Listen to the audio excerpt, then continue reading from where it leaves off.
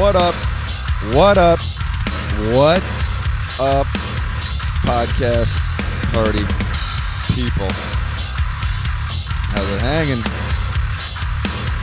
We are 45 days into quarantine. For those of you listening in the future, we are at April 28th, 2020. And even though it's only been 45 days, it feels like it's, fuck. Feels longer than that. Jesus.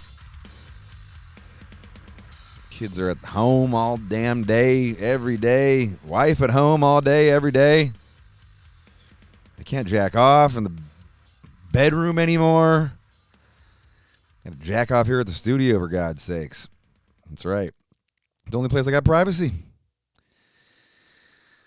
It's okay. Could be worse, right? First world problems. Can't jack off at home. Yeah, what did they do like back in the day when you know, what did men do when they had like 6 people living in their mud hut? I don't know. I don't know if I want to know. Lucky though that I can come down here and do podcasts. Tell you what, I'm grateful about that. I'm grateful that I can do podcasts. Grateful. Shout out to Bobby and Francis, my producers, for helping me out with this shit. No, very grateful I can do this. Talk to people, have some rad conversations, connect with you guys. I like it. Come down here and play guitar, write some songs. I actually have just been bouncing around some ideas with my guitar player, Logan Mader, for his band, Once Human. He sent me over a track, asked me to sing on it, do a feature, which I did. And I think they like it. So I actually just sent it to him like 2 minutes ago. But we're all quarantined up here. Still in quarantine. The news just came down yesterday. California is on lockdown until May 31st, so another month. And I follow Gavin Newsom, the governor, on. I follow him on Instagram. He's a good governor too. I kind of like his vibe, and he's got 4 stages for reopening the country. Where is it? 4 stages for opening the country. And let's see. Here it is.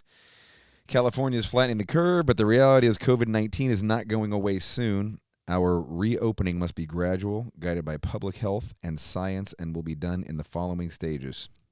Stage 1, safety and preparedness. This is where we are now. Staying home, flattening the curve, building out, testing PPE and hospital capacity, making our essential workplaces as safe as possible, preparing sector-by-sector guidelines for a safe reopening. Stage 2, lower-risk workplaces, gradually reopening some lower-risk workplaces with adaptations. This will include retail, e.g. curbside pickup. E.g., I don't never know what E.g. I know what E.g. means, but I don't know what E.g. stands for. Example, something. Manufacturing, offices when telework is not possible, and more public spaces. Stage 3, higher risk workplaces, gradually reopening some higher risk environments with adaptations and limits on size of gatherings. This will include personal care, hair salons, nail salons, gyms, movie theaters, sports without live audiences, in-person religious services. Stage 4, the final stage of reopening, end of stay-at-home order, reopening the highest risk parts of our economy once therapeutics have been developed. This will include mass gatherings such as concerts, convention centers, live audience sports. So there you have it. Stage 4, the final stage of reopening California and probably everywhere else in the world, is going to be concerts. The last thing that will be open, like I've been saying this for about 6 weeks now, the last thing that's going to be open is concerts, sporting events, mass gatherings, like we've all become accustomed to. and probably certainly festivals and stuff like that. So yeah, man, it was not unexpected to read that, but just hearing that it's going to go on for quite a bit longer. So if you're enjoying the podcast, I got a lot of them coming because now everybody's off tour and it's easy to do this. And now I got Zoom going and everybody's cool with doing it on Zoom. So in some ways, it's kind of made podcasting shit tons easier. It's not all that bad.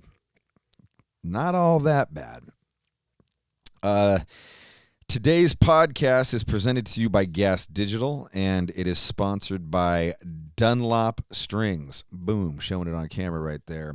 Dunlop, out of Benicia, California, right over the bridge from me.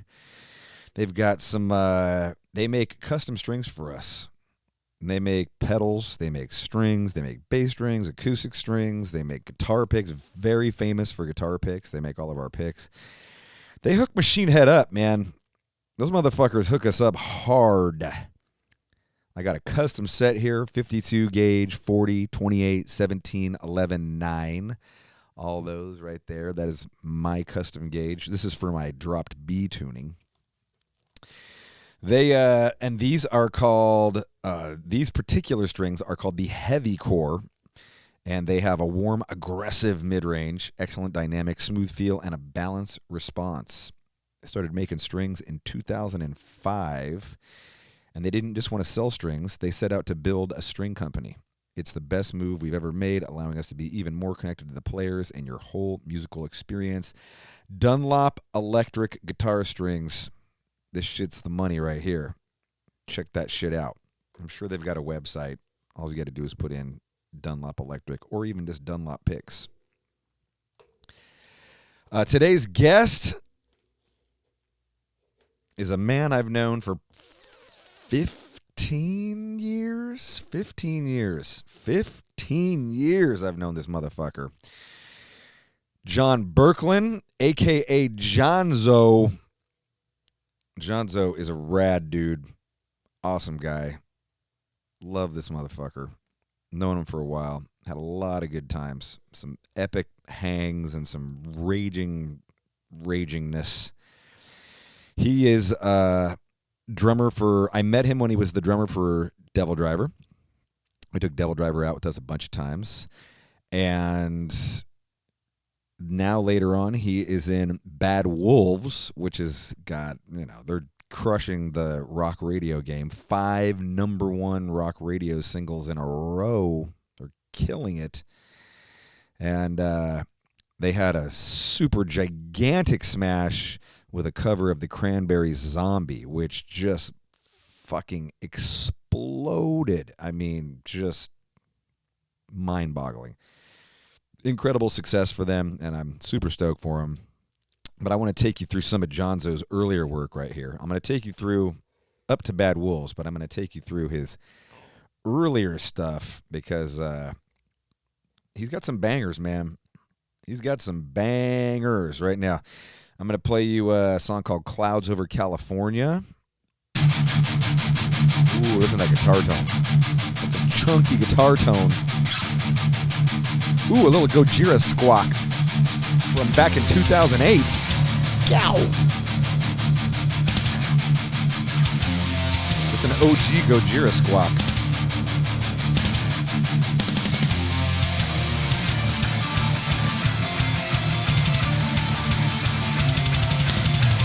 This is from an album called The Last Kind Words. This is Clouds Over California. This is a rocker right here.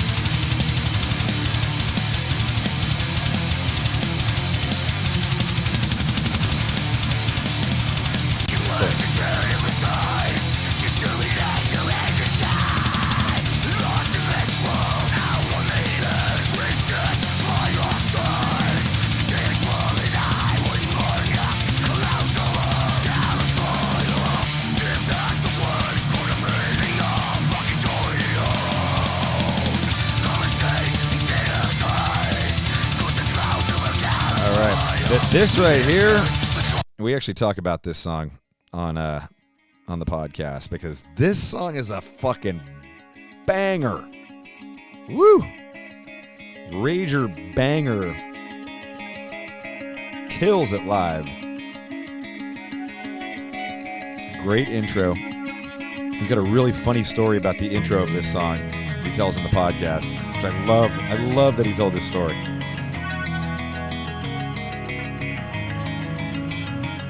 Cool guitar tone. I'm listening on headphones. It's all super stereo. It's all bouncing left and right in my ears, man. It's like I'm on acid. All right. Let's get to the song, though. Here we go.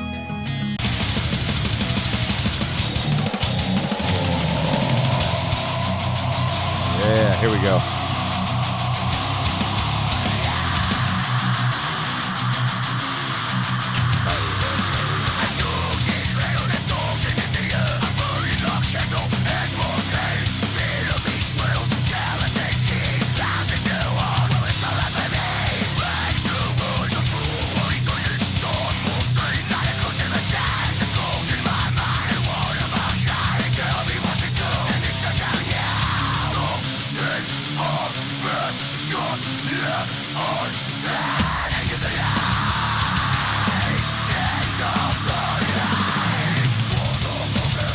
Woo! Shit right there.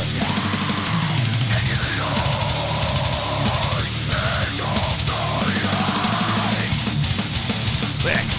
That is a jammer. And then he went on, after he left Devildriver, he then went on to form Bad Wolves and put like more modern spin on it, more of a rock vibe. This is the first song they dropped, Learn to Live.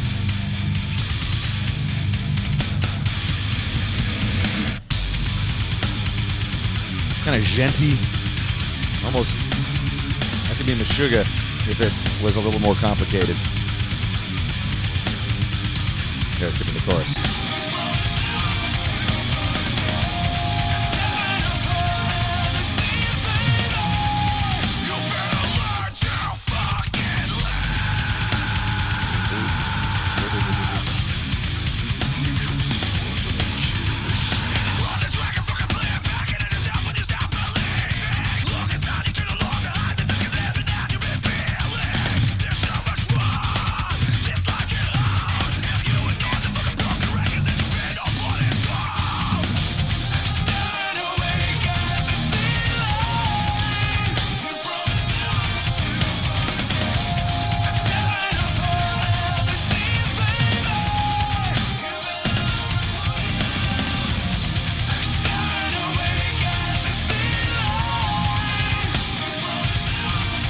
Good, man. It's a good hook.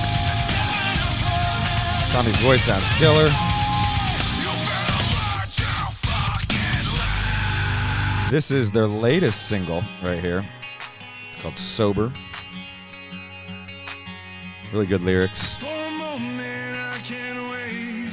It's a fight, I guess I'll never know. For a moment I can't wait. I'm holding on to hope. And I know you're stoned, I can see it. The struggle's getting old. For a moment I can't wait. 'Cause you said you're sober, lying and I can't get closer. Tell me, should I let you go? Tell me, should I let you go? 'Cause you said you're sober, lying and I can't get closer. Tell me, should I let you go? But this song right here, Tell me, should I let you 160 million streams. Zombie, their cover of the Cranberries classic, which I'm sure you all remember. Sick video. Great video. It was a great rendition of the song. Another head hangs slowly, child is slowly taken, and the violence causes silence. Who are we mistaken?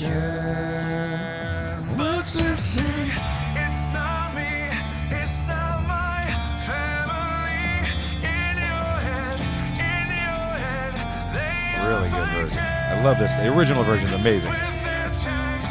Really love this original version, but this is a fucking awesome version.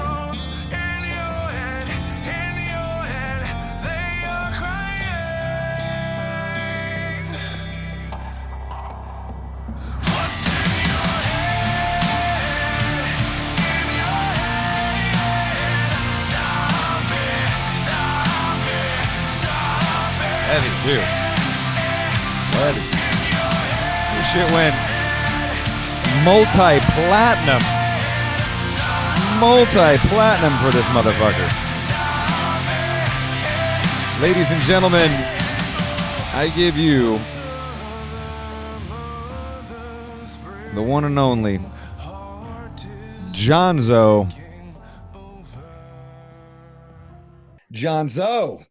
Yes, sir. Machine fucking head. John Boecklin. I don't think I've ever called you John Boecklin. I don't even think I've ever called you John. I just have always called you Johnzo. Yeah, my last name is Boecklin. Boecklin, that's right. Boecklin. With the is it a silent R? Yeah, it's an R that comes out because of the way the German stuff. Yeah, the two dots are supposed to be over the O, so you take it away. It's like Bjorklin. Gotcha. Okay. In Flames are the only guys that ever pronounced it right. They're like, Bjorklin, how you doing? Boecklin. Yeah, I've never even called you that. I just call you Johnzo because when we were on tour with you back in 2005, you had really long hair and a gigantic beard, and you were a beast on the drums. And we were like, holy shit, that motherfucker's like John Bonham back there. Johnzo. Yeah, I had a not belly. Bonzo. Big belly. Ready. I was beef. You're rocking. That was back. I was thinking about the first time I met you. That was when I recall meeting you, 2005, Devildriver Through the Ashes of Empires tour. At the Machine Shop. That was the first show. Was it the first show? Yeah. I remember being hella nervous. I was like, oh man, fucking you guys are my idols. I was so nervous to meet you guys. And you guys were just cool as fuck. And we drank almost every night. It was great. We did. We rode down on that tour. Oh, what do you remember? What do you remember about those times? This is 2005. Was that second album? Was that your first album still? No. Our second record was out, and I remember about that tour. Dez tried to leave early. Do you remember that? I do. He did. Did. Was the first time I ever saw you angry at me, and it scared the shit out of me. Like you were like, Johnzo, what the fuck is going on? Like you looked like you were looking right through me. I was like, Dez wants to go home. I don't know. I'm not the boss there. And then we came back and then we left again. Like it was fucking so lame. It didn't end well. It was a weird time. Yeah, you guys did eventually leave. Yeah, that was Fury of Our Maker's Hand. You guys did eventually leave the tour early. I know that. I remember. We did, and we came back like we were going to be good guys. And then we just bailed again. And it seemed like we had talked about leaving that tour with your agent since day one. And then you said, do the whole tour or not. And then it was just totally transparent that all of a sudden Dez was sick, you know? Yeah. Right. That's right. It's all coming back now. 15 years is a long time. So it's a little hazy for me. That was many brown eyes ago.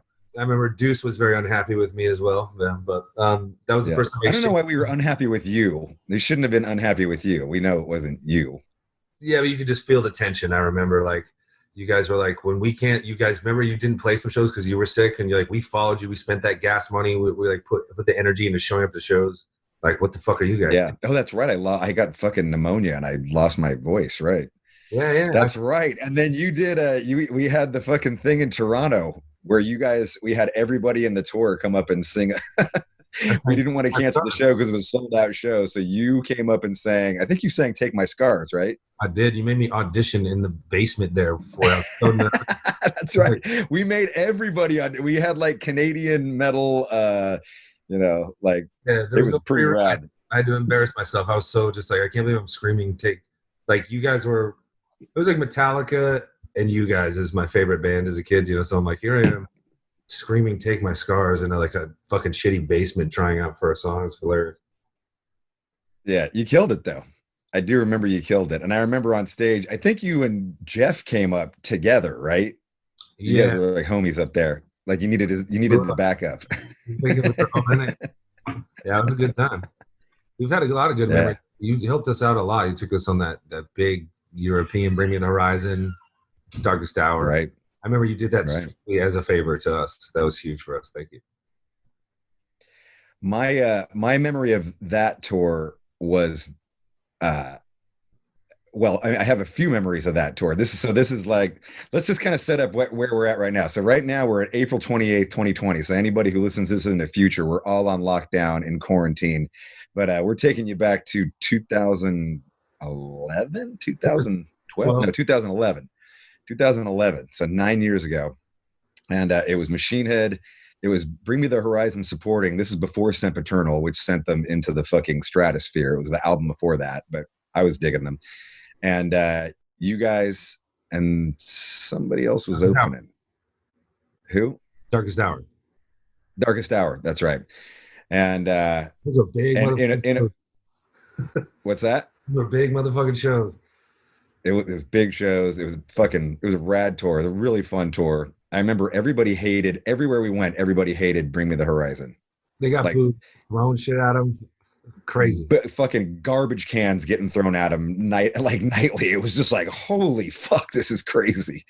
Yeah. I was constantly like, sorry, our fans are. Yeah, I remember talking to Ollie. He's like, oh, I remember when things looked up, when we might have had a career. Like they were at a really low point at the end of that tour for sure. Yeah. Yeah, look at them now though, doing just fine. I think they just played doing 2 nights at the O2. Yeah, yeah. Shout out to Bring Me the Horizon. I loved Sempiternal, and I loved them back then too. They were good guys. I still hang out with those guys. But the one thing that I really remember about that tour, and it was the first time that I had actually noticed anything, was that you and Dez were at each other's throats almost every single day backstage. Like we'd walk backstage and we'd be like, "Hey dudes, what's up?" And it was just like, fucking shit, like just dudes talking shit, and like you'd be talking shit about him, and he'd be like 4 feet away, and then he'd be talking shit about you, and you'd be like 5 feet away, and I was like, this is just getting so fucking weird. Like, do you remember this time? I remember it completely. Just turmoil every day, and I remember I sat you down after the last show in Manchester, and I was like, kind of like, I need help. Like, I'm not happy.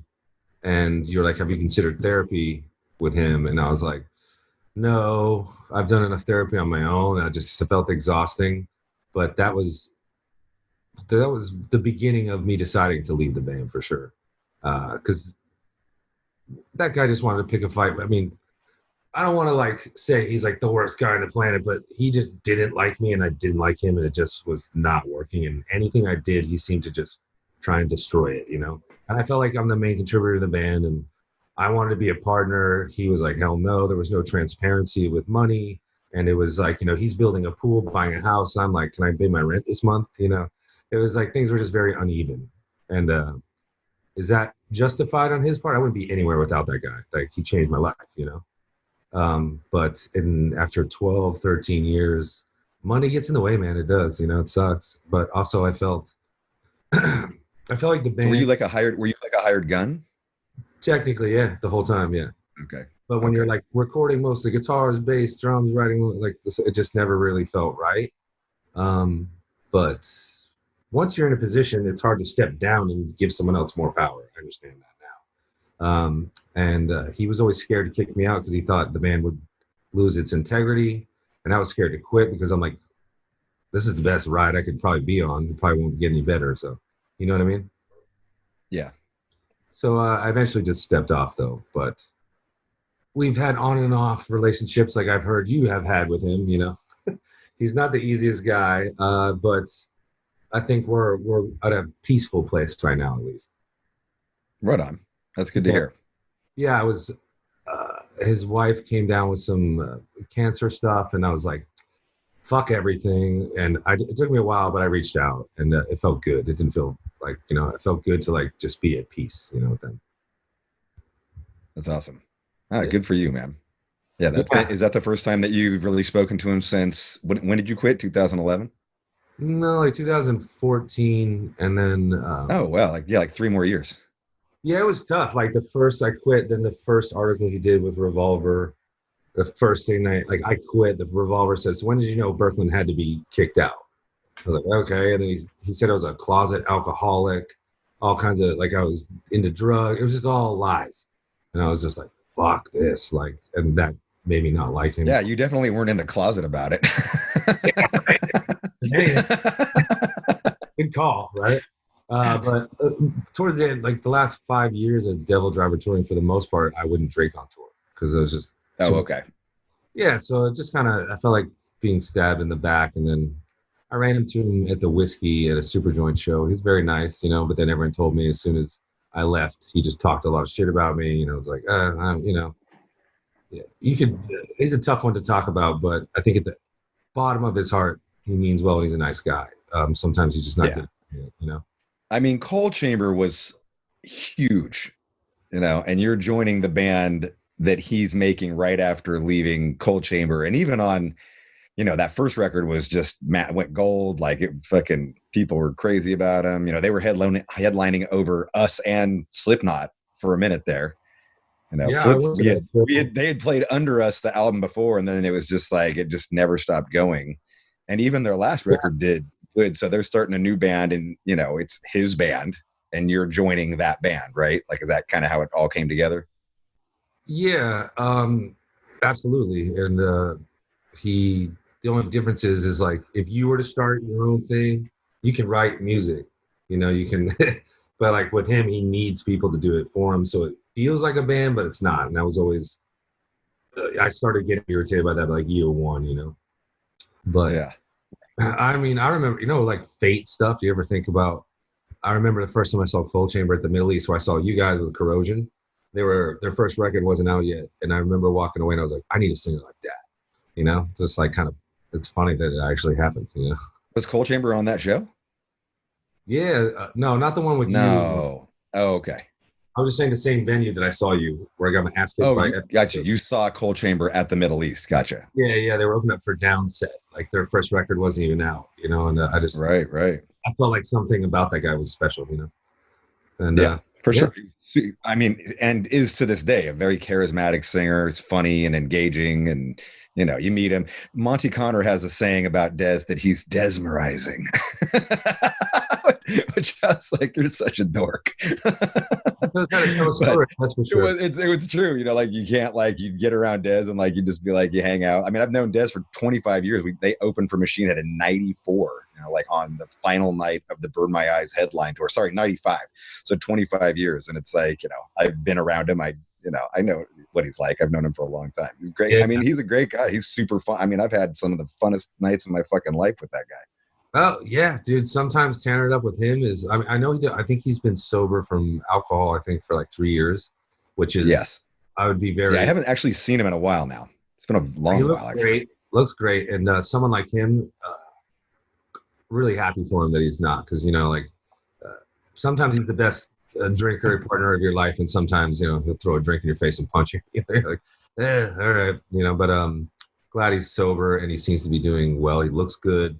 And Devildriver's last tour with like Static X apparently did like real sick. So that's cool. Right on. You know, happy for him. Happy for Mike Spreitzer too. He still hung in there. You know. It's right. Cool. Yeah. Right. You took them out with fucking Napalm Death, didn't you? It was like Napalm Death and Coal Chamber. Napalm Death and Skin Lab. Yeah, and Skin Lab over in Europe. Yo, speaking of Skin Lab, their new shit is sick. Have you heard it? I did hear it. Yeah, it is good, man. Yeah. It's a strong record. Venom, right? Yeah. I was like, damn, oh, he's still doing it. Yeah, they came back hard. Mm-hmm. So what is the you texted me last night, like this is about the main goal of the conversation is about what sucks about being. There's no goal. Like, you know, this shit just goes all over. It's just kind of anything that, you know, is going on. I mean, I tend to go, you know, a little bit of chronology of, you know, whoever I'm talking to, because I think that where somebody comes from is important, and I, you know, kind of helps shape who the person was. And so I'm always fascinated with where people came from, you know what I mean? Like, I know you grew up in the Massachusetts area. I'm not sure if it was Boston, but like Massachusetts, right? Yeah, I was right outside the city. So it was nice. I could always take the subway into see shows, go home. Yeah, you and Jeff, right? Are you and Jeff like super long friends? Yeah, but we didn't really know each other. We just jammed when we lived in Massachusetts. When they moved out to California, they were like, "Come out here." Oh, And you didn't know Jeff Kendrick and when you lived in Mass? no, I did, but we weren't like. He went to a different school that was far away. Miller too. Okay. Remember John Miller? Yeah. Bass Yeah. player. Big Yeah, bass player, dude. they were like tight friends, and we were just more like jam. We were the only dudes that really played metal together. But when they moved to California, they like drop out of college in San Francisco. Because I went to San Francisco to be like the next Metallica. It did not work. I fucking could not get one person to. I went to some. I saw you at the Fillmore, and I was handing out flyers and stuff. Like no one, not one person called me back. Like I was like, this is Wow. working. So I just dropped Yeah. out. At that moment, it probably would, it was like everything was kind of changing. Like, you know what I mean? Like it was a different time. Yeah, Then I had dreams. the thrash scene was basically, you know, the thrash scene had been dead for a long time at that point. Yeah, but I still had dreams. I'm like, Machine Head, they did it out there. Metallica did it out there. All the best did it. I'm gonna go there and do it, and no, it just didn't happen. Let's go back a little bit. What you know, like growing up? What's your life like growing up? Like, is it, you know, you got like a pretty stable family, or is your parents into music? Like, what's your first favorite song? Shit like that. First favorite song was probably like Belinda Carlisle, like "Heaven Is a Place on Earth." Nice. Super. Nice. I was obsessed with buying singles and albums for sure. 45. She was hot too.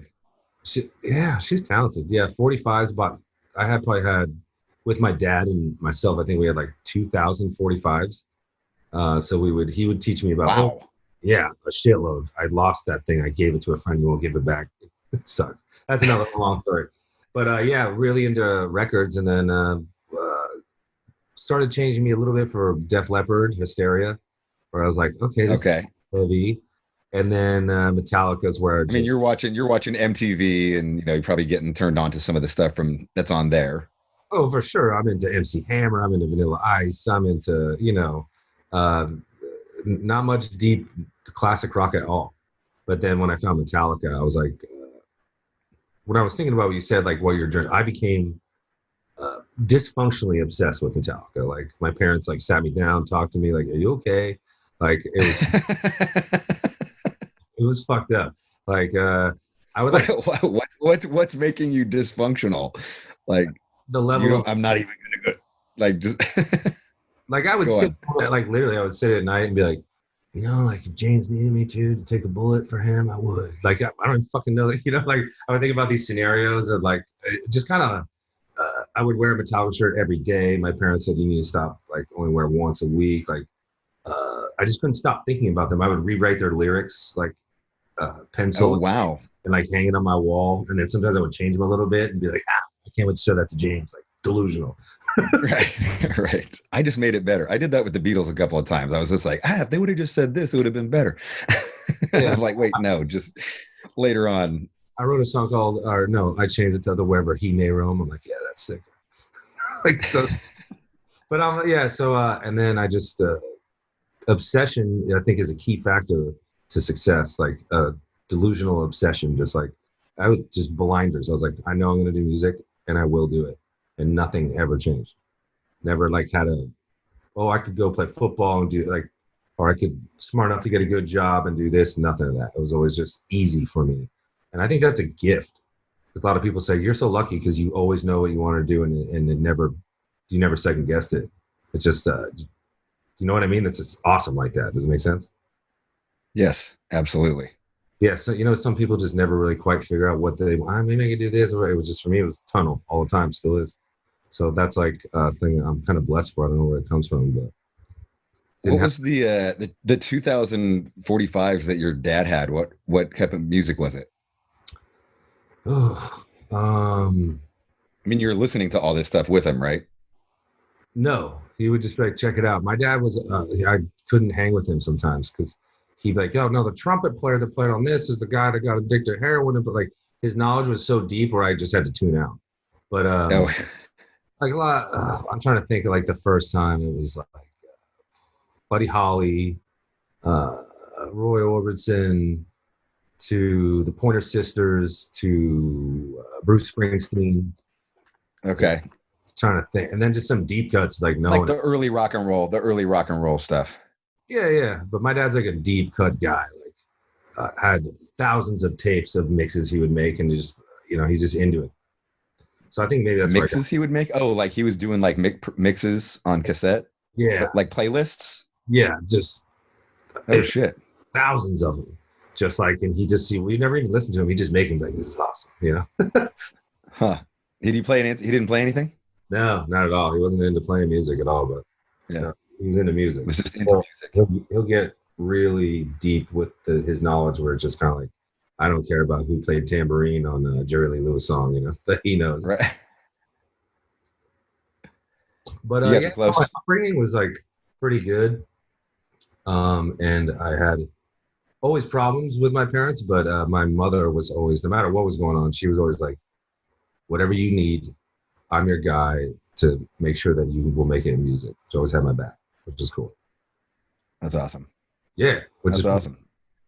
Yeah, we have tons of problems for sure, but that will always bring me back to how much I love her, like she's just, you're the best. Always, some people don't have people telling them they're the best their whole lives at something like that. Really, I did think I was the best, even if I wasn't, that kind of confidence. That's right. Yeah, I had the opposite. I had the opposite, but it's okay. You know what I mean? Yeah. My mom let me know, clear well into burn my eyes that, they're hiring at the post office. I hear the garbage men make a lot of money. I'm like, what? I'm like, really? Like now? I released one of the most iconic debut records of all time. Sorry, Mom. I'm gonna stick with it. Yeah. I finally had it was like a Christmas. It was like Christmas in '96, and I melted the fuck down on like my grandparents, and my mom was like, rah! Yeah. And that kind of ended. We didn't have that discussion anymore after that. That's good, I guess. Yeah. But what was I just gonna say? So Metallica comes and grabs you, and this is like Black Album. Is this Black Album at this point? I heard one before when I was a bit too young. It was scary as fuck. Like I was in third grade, I think '88 when that hit. I saw the video and I was just like, whoa, like it's still scary, but a little intrigued. But Sandman just broke me off. Like I was like, you gotta be kidding me. Yeah. It was sick. Great video. Time to like think about going to the store. Whoa, they have another record. Like getting them piece by piece. That was so fun. And then, God, I can't describe it. And the Black Album is one of the greatest albums in the history. I mean, for so many reasons: the production, the drum sound, the guitar, the song craft, the hooks. But someone like you, who was like through it all, been there since day one. Every single person I talk to who's of your age and caliber of music, everyone says they hated the Black Album when it came out. Did you like it? I loved the Black Album when it came out. I loved the Black. I mean, you're like the first guy. I saw Metallica opening. It was Exodus opening, Metallica supporting, Raven headlining to 250 people at the Berkeley Square. The Berkeley Keystone in '83 on the Kill 'Em All for One tour, and they were it was rad. I mean, everybody was great. I was crazy about all that shit. So for me, it was like, here's these new bands. And, I followed it all the way through. In fact, parts of Justice lost me. I liked it, but it was starting to lose me. And Black Album brought me back in. I was like, oh shit. Like, okay. Like it was just heavy. Like some of the thrash was gone, and I missed that, of course, but. You're not the first person I've heard that from, but also, do you think that's we could just talk about Metallica all day, but like, do you think? Yeah, let's do it. We can talk about whatever. I think being Puppet's so perfect that like, how do you follow that up? And like, I was talking to the Cannibal Corpse guys because we were talking about people who were there at that time. I was like, what did you think when Justice came out? Justice came out, and they said the same thing. They're like, that's when we first started feeling like maybe they lost it a little bit. I've heard that before. But Justice is still a sick record. Do you listen to it now? I do. I mean, the production. Oh, it hurts. I mean, I like the guitar. I mean, granted, I look at the production on that album as, where Pantera went, where Machine Head even went. but just with bass, but the super clicky drums, the really scooped out chunky guitars, so, but it is kind of tough to listen to. And some of the, just like the progressive stuff, for me, I was 100% down with Metallica just because they were from the Bay Area. Cliff had, I remember like, Cliff dying and like being on the radio and being at a party and like everybody just like the party fucking died. Like we were like, fuck, we were crushed. It was horrible. And so, even if they did something that I didn't necessarily love all the way through, I still love Metallica. Yeah. And you would tell me, you were the first person I met who was friends with them.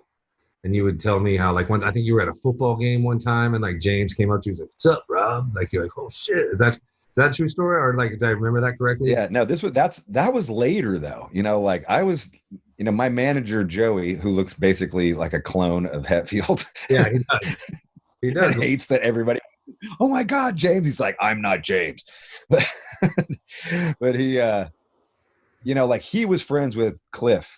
And so he was in that camp like way early on. I was still, I was 5 years younger, which doesn't sound like a lot at the moment, but I was like some runty 17-year-old kid. They were like 23 years old and I was 17, so it was like, yeah, I'm not going to talk to that fucking, by the time I even had the confidence to go talk to those guys, it was not until way later, like when I had a band that was actually doing something, but so when Hetfield came up later to me, that was like after Machine Head had already been, like pretty successful. Yeah. Have you seen do you follow their box set releases, their 25th anniversary things? My buddy screenshotted a bunch of it to me. I haven't actually picked it up though. There's a Mountain View performance, the Alpine. What's that place? What's that? Mountain View. What's that big Alpine? Yeah, Shoreline Amphitheater. Yeah, Shoreline Amphitheater. They did 2 nights there in the Justice, and you've never been seen that, but both nights Jason was wearing a Violence t-shirt. Yes. Jason on the other hand was a different story. Jason was all about violence and he was way into the upcoming thrash bands. But to their credit though, all those guys were at the shows. Like all those thrash shows back then, like you could go up and talk to Hetfield any fucking time. I mean, he'd always have like 3 chicks talking to him at all times. so you never really wanted to go up there, or he'd have like a bunch of his bros hanging around and then they fucking hammered, just smashing shit and breaking shit. So you'd be like, well, now's not a good time either to talk to him. So there was a couple times though when I was drunkenly went up like, hey, just like thanks. And he was just like, who would you feel if you like, would you rather have a night out with Lars or James? It seems like Lars, like you posted some stories and you told me some stories. I mean, now, yeah, now a night with Lars, I can tell you, like, don't discount Lars, man. That motherfucker will rage harder than fucking more men than most men that I know. I mean, he's a 9 a.m. like. He's all in. It'll be a crazy, fun, wild, strange fucking trip. And that's what's great about him. James, I've never had that partying with James experience. He had gotten, by the time we were touring with them, by the time I was really hanging out with them, actually I partied with them one time back in we went to a Niner game and we both drank a lot of beer, but he was still kind of I was with a family and he was friends with the family. So he kind of spent more time with them, but he was cool. But it wasn't like a rager, because it was like we were with this lady named Debbie Abono and she was like everybody's mom. So it was like going out on a family football game, so nobody really got trashed. Oh yeah. I think about one time I was with you in Vegas. It's very rare to me even to be in the same room as those guys, and like I remember you and me like, let's go get some drinks. And we walked out and Kirk was there. To me, that's like fucking seeing Superman or Batman. They actually exist. Like, and you just, I was like, right. I'm going to walk over. You just kind of grab me back. You're like, don't even fucking try, buddy. Let's go. And I was just like, ah. I remember this. That was a good night. Vegas. Oh yeah. We raged that night. Someplace and you got Dom Perignon, I think. We were raging. Yeah. We raged. I came there to see you. Yeah, that was fun. Thanks for hooking up that show. Yeah, that was fun. I think you were hanging out with the ESP dude, right? I can't remember his name. I'm brain farting on his name. Alan. Always sweating. Yes. Drinking. Yes. Yes. You know what I'm talking about. Yeah, him. Yeah, it was me, Sprites, or somebody. I don't know. That was a fun night. But you had a girlfriend. Oh yeah, I've been divorced twice. You had your new girlfriend back then. What's that? I've been divorced twice now. Oh yeah. Yeah, twice. You've been divorced twice. Was she your wife? Yeah, at that time, yeah, Shannon was her name. She was cool. Okay. I remember you texted me like, "Oh, your chick was cool," and I was like, "Wow, that's cool." And most people hate her. But yeah, so we went through that, and then I got married again, got divorced again. Just Is that recently?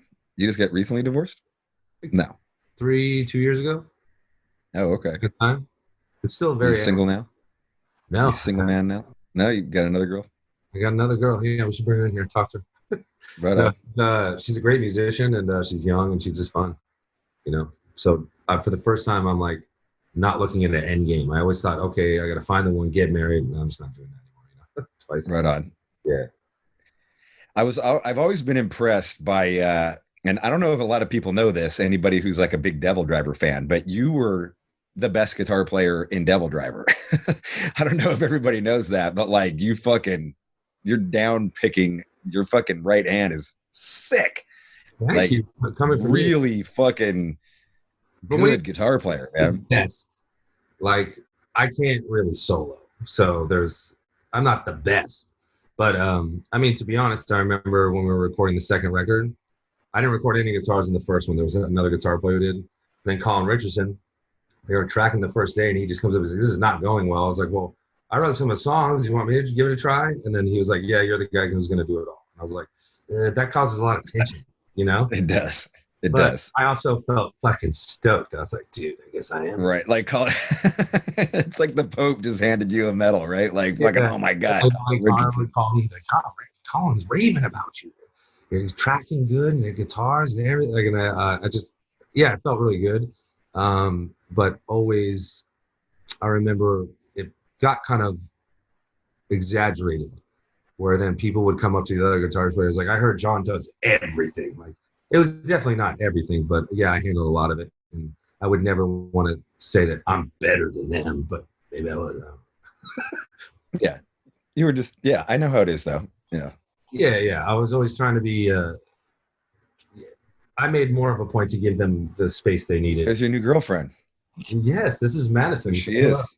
Hello. How you doing, Madison? Good. How are you? We were just talking about you. Yeah, I'm doing good. Hopefully good things. He was saying nothing but good things. Yeah, she will be. And a couple of bad things.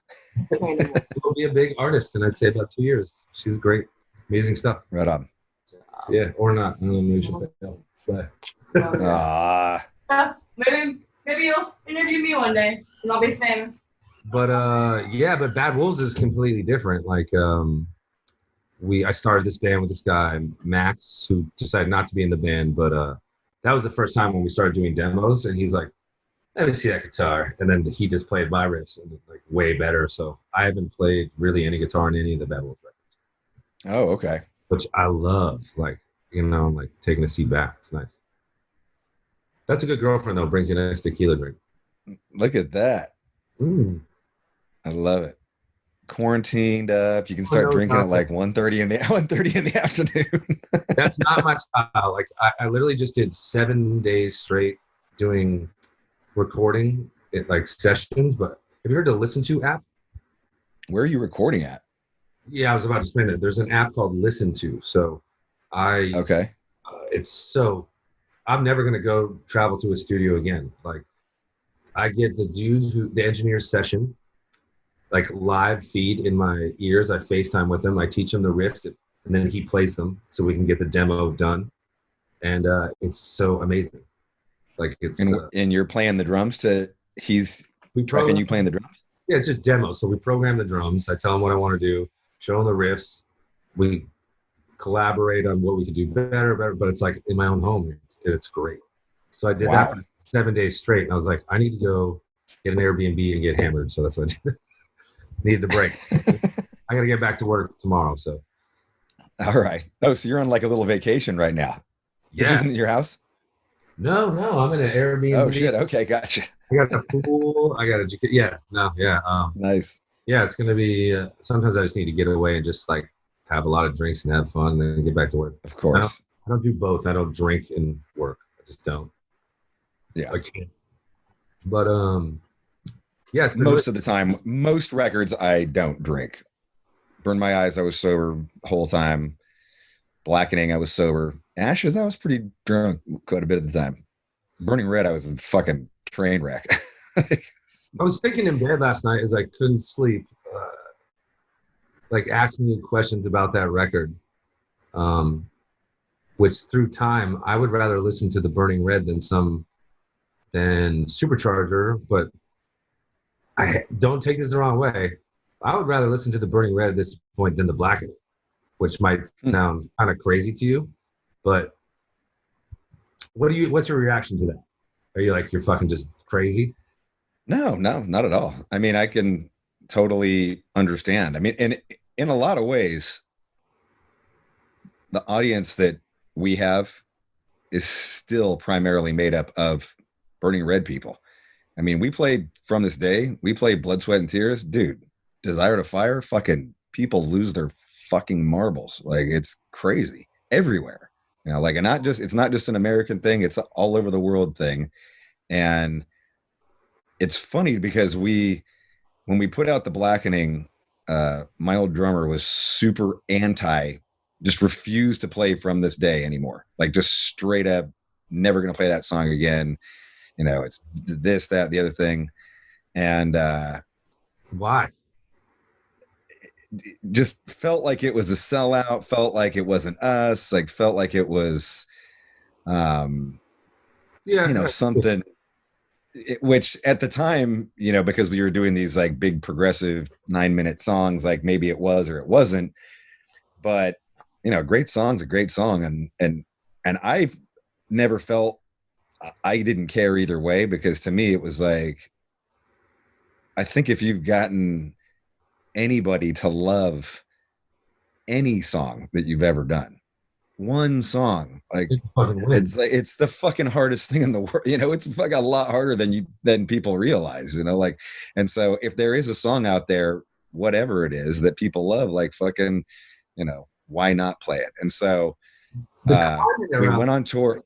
It's funny because we went on tour with Suicide Silence, and you know, who were super brutal and fucking just, you know, like, this is Mitch Looker era, and it's like just the heaviest shit in the fucking world.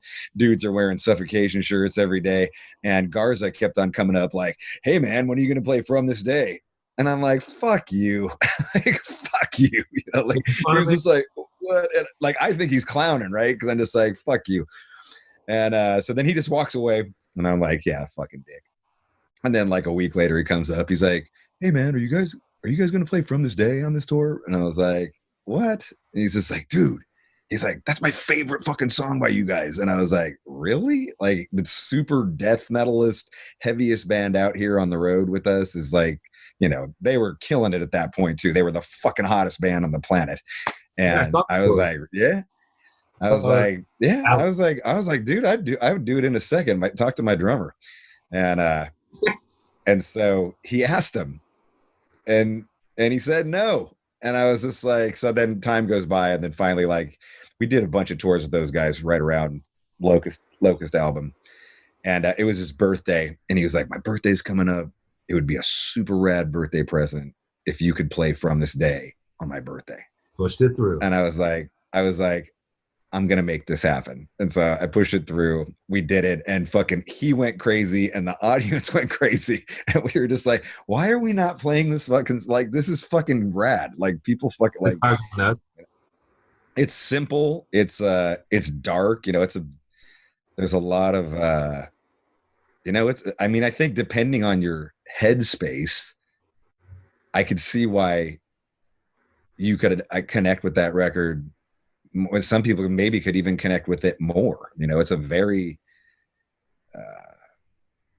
painful record. You know, it's a record I don't enjoy listening to. I don't want to hear every song on that record. You know, some of them are just there's like a song on there. Too much scar tissue.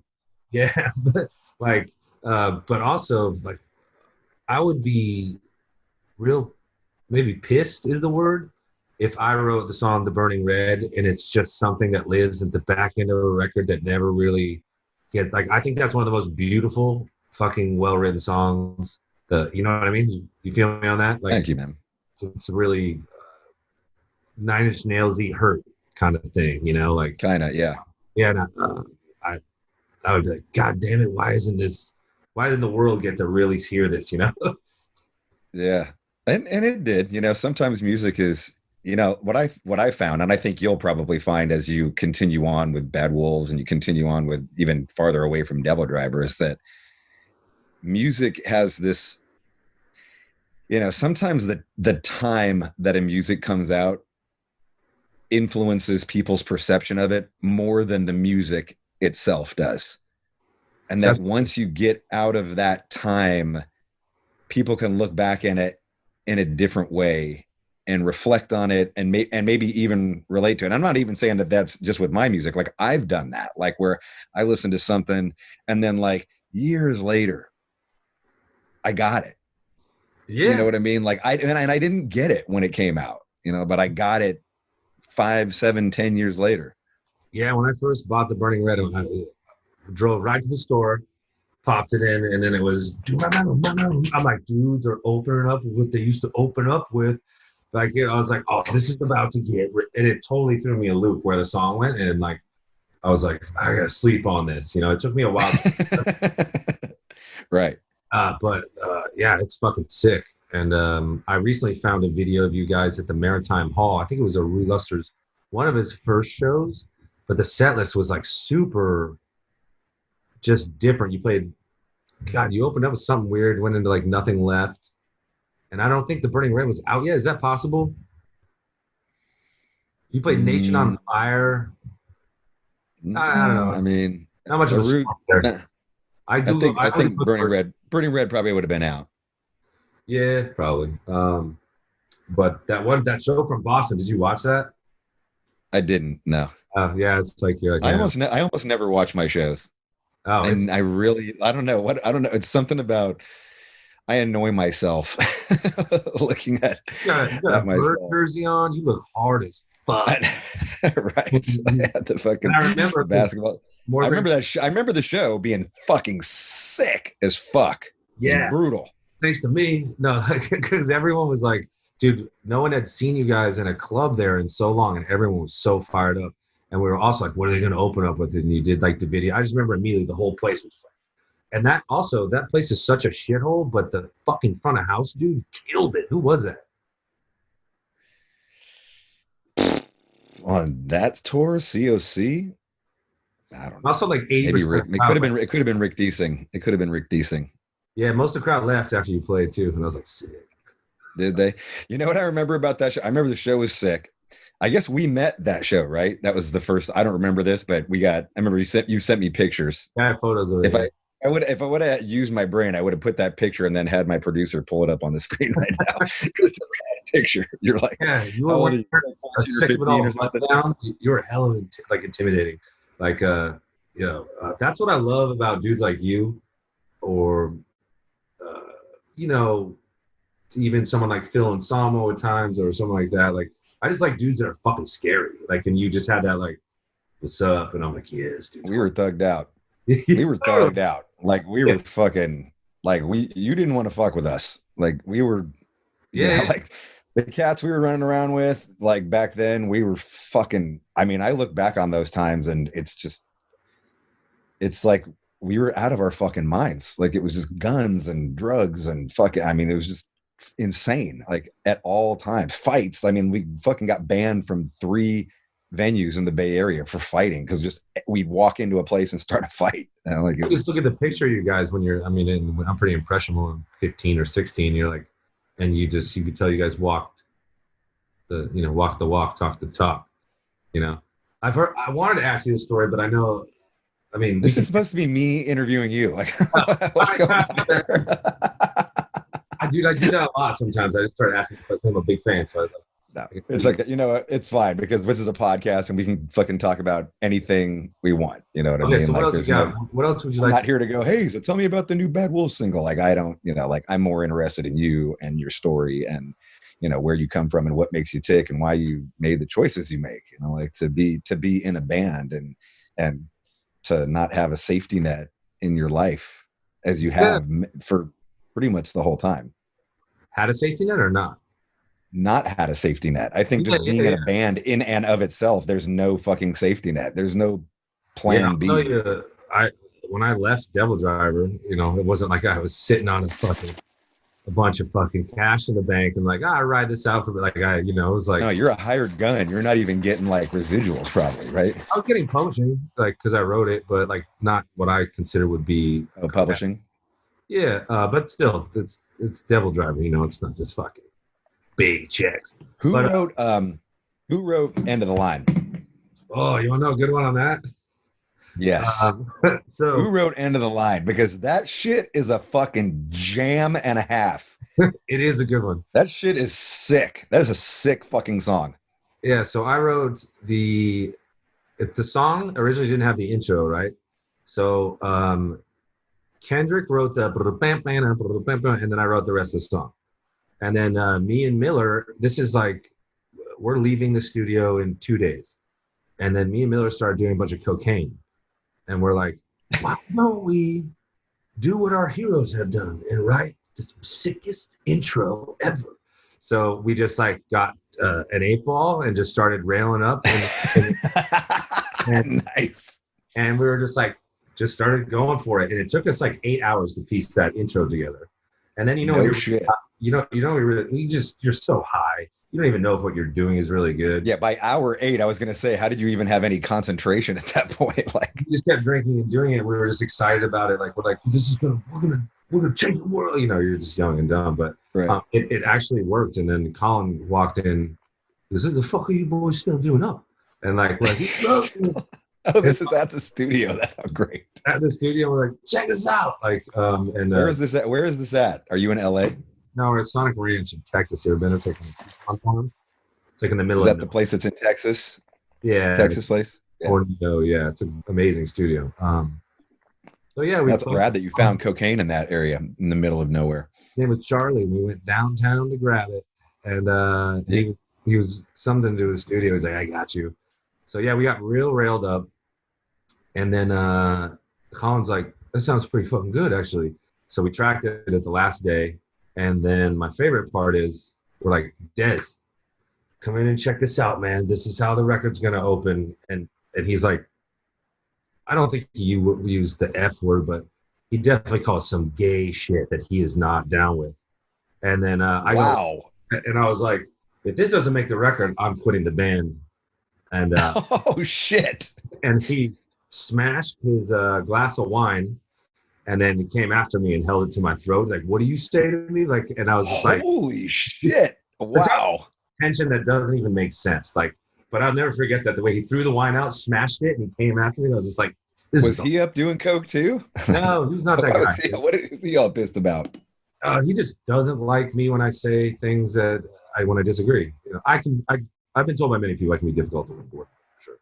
But like, that was, I still love telling that story, just like cocaine and like, yes, it worked. Violence and all everything that makes a great story.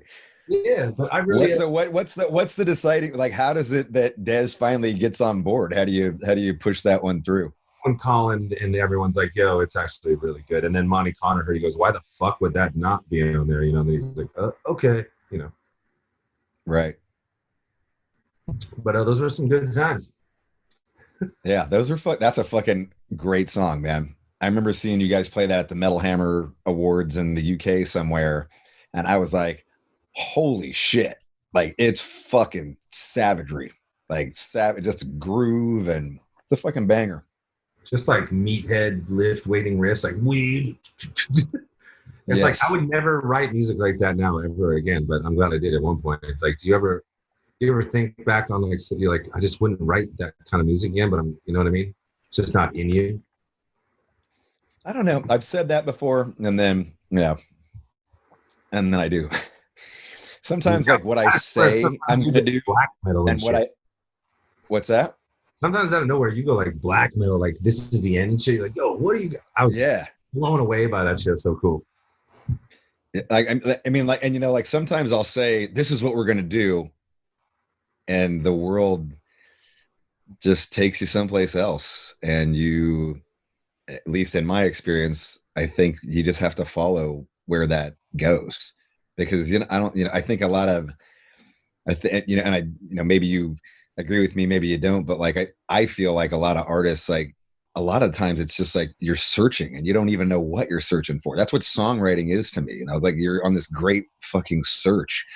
And I've just learned over time when I found what it is, you know, one that once that hook is, or once that moment or whatever, you find it like, yeah. But you're- it is, but a lot of times it is like just fucking you're lost and you're just kind of trying to figure it out. And I think that that's why a lot of artists stop doing it, or I think a lot of bands get disillusioned, that, you know, it is hard, you know, to keep on trying to find out. And you know, you want to keep, you want to stay within the brand and kind of like what you've laid down before, but then yeah, but then you know, do like what? Like, yeah, and then you hear a new band and you're like, holy shit, you can do that. Like I get all competitive. I'm like, oh motherfucker, I can do that shit. Like let's do that. You know, like that's kind of how my brain works. I'm so competitive too. Like, okay, when you love a record, it makes me pissed off at the same time. Like, fuck, these motherfuckers are fuck. Like, god damn it. And like, not like you're trying to follow, but I like that about, if that's how I'm so competitive. Like the best. I mean, I just heard, I don't know if you've heard the new Trivium record. Have you heard the new Trivium? I saw that you just said masterpiece.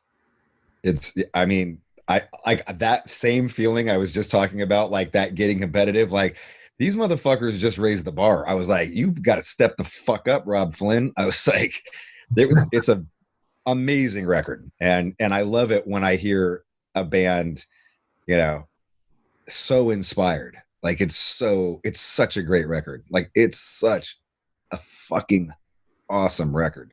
All right. The drummer's fucking crushing. Songwriting is, you know, Matt sounds the best he's ever fucking sounded, killing it with the heavy, killing it with the melodic stuff. Really good. I love Super that. proud of those guys. The fucking bands just fucking, they had some slumps, but they just keep sticking and doing them, and like it just keeps growing. It's like, so like, little golf clap for those guys. Proud of them, you know. Totally, man. You ever tour with them? Trivium? Yeah, Devildriver tour with you? Yeah, we did a co-headliner with them in the States. We did us and In Flames in the States. And him and Dez got into it, and we were gonna be on a tour with them. Oh, that was actually, well, it was a Blackening tour where it was like you guys, Trivium, and someone else. And I called you. Yeah, Black Crusade. Yeah, Black Crusade. On that tour, and you're like, yeah, but it's like Matt has to agree too. And I called him. It crushed me. I was like, hey, can we? I talked to Robb. He said it was cool. He said to call you, and Matt goes, nope. And I was like, what? And he goes, yeah, the way the last interaction we had with Dez, yeah, we're just kind of not feeling you guys. And I was like, okay, I got nothing to say to that. Like, all right, sucks. But he was straight up about it, you know. Yeah, right on. You got to respect that. Yeah. He's not being nice to your face and talking shit behind your back, so you got to love that. Dude, Heafy is he's got this high energy about him, but like if he has a problem with something, or he's very direct. You know what I mean? I like that about him. But yeah. What else you want to know about JB? What, you know what I'd like to know? So there was a kind of so after Devildriver, you quit or you get fired or whatever happens, and then you kind of go wandering for a while. And I was still running into you. What's that? For sure. When you say wandering, yeah. Yeah, I mean, I'm always fascinated with this part of a person's journey, because this is when a lot of people just never come back. You know, a lot of people never come back from this time, certainly in the music business. You know, like they have their run, they go away, and that's it. Like they get another job, they get another life, they get another woman, like, you know, whatever, you know, like their life goes down that other path, and they maybe go into the 9 to 5 world now because like fucking being in a band is tough. Like being in a band is strange, and I gotta say, like you were still coming around to all the shows all the time. You moved to LA, and I remember you were managing bands for a while, and you were trying other bands, but like you were, I don't know if you had success in any of those years for like a few years where you were just kind of struggling, right? Not even close. Like, yeah. But like nobody, like people just forgot.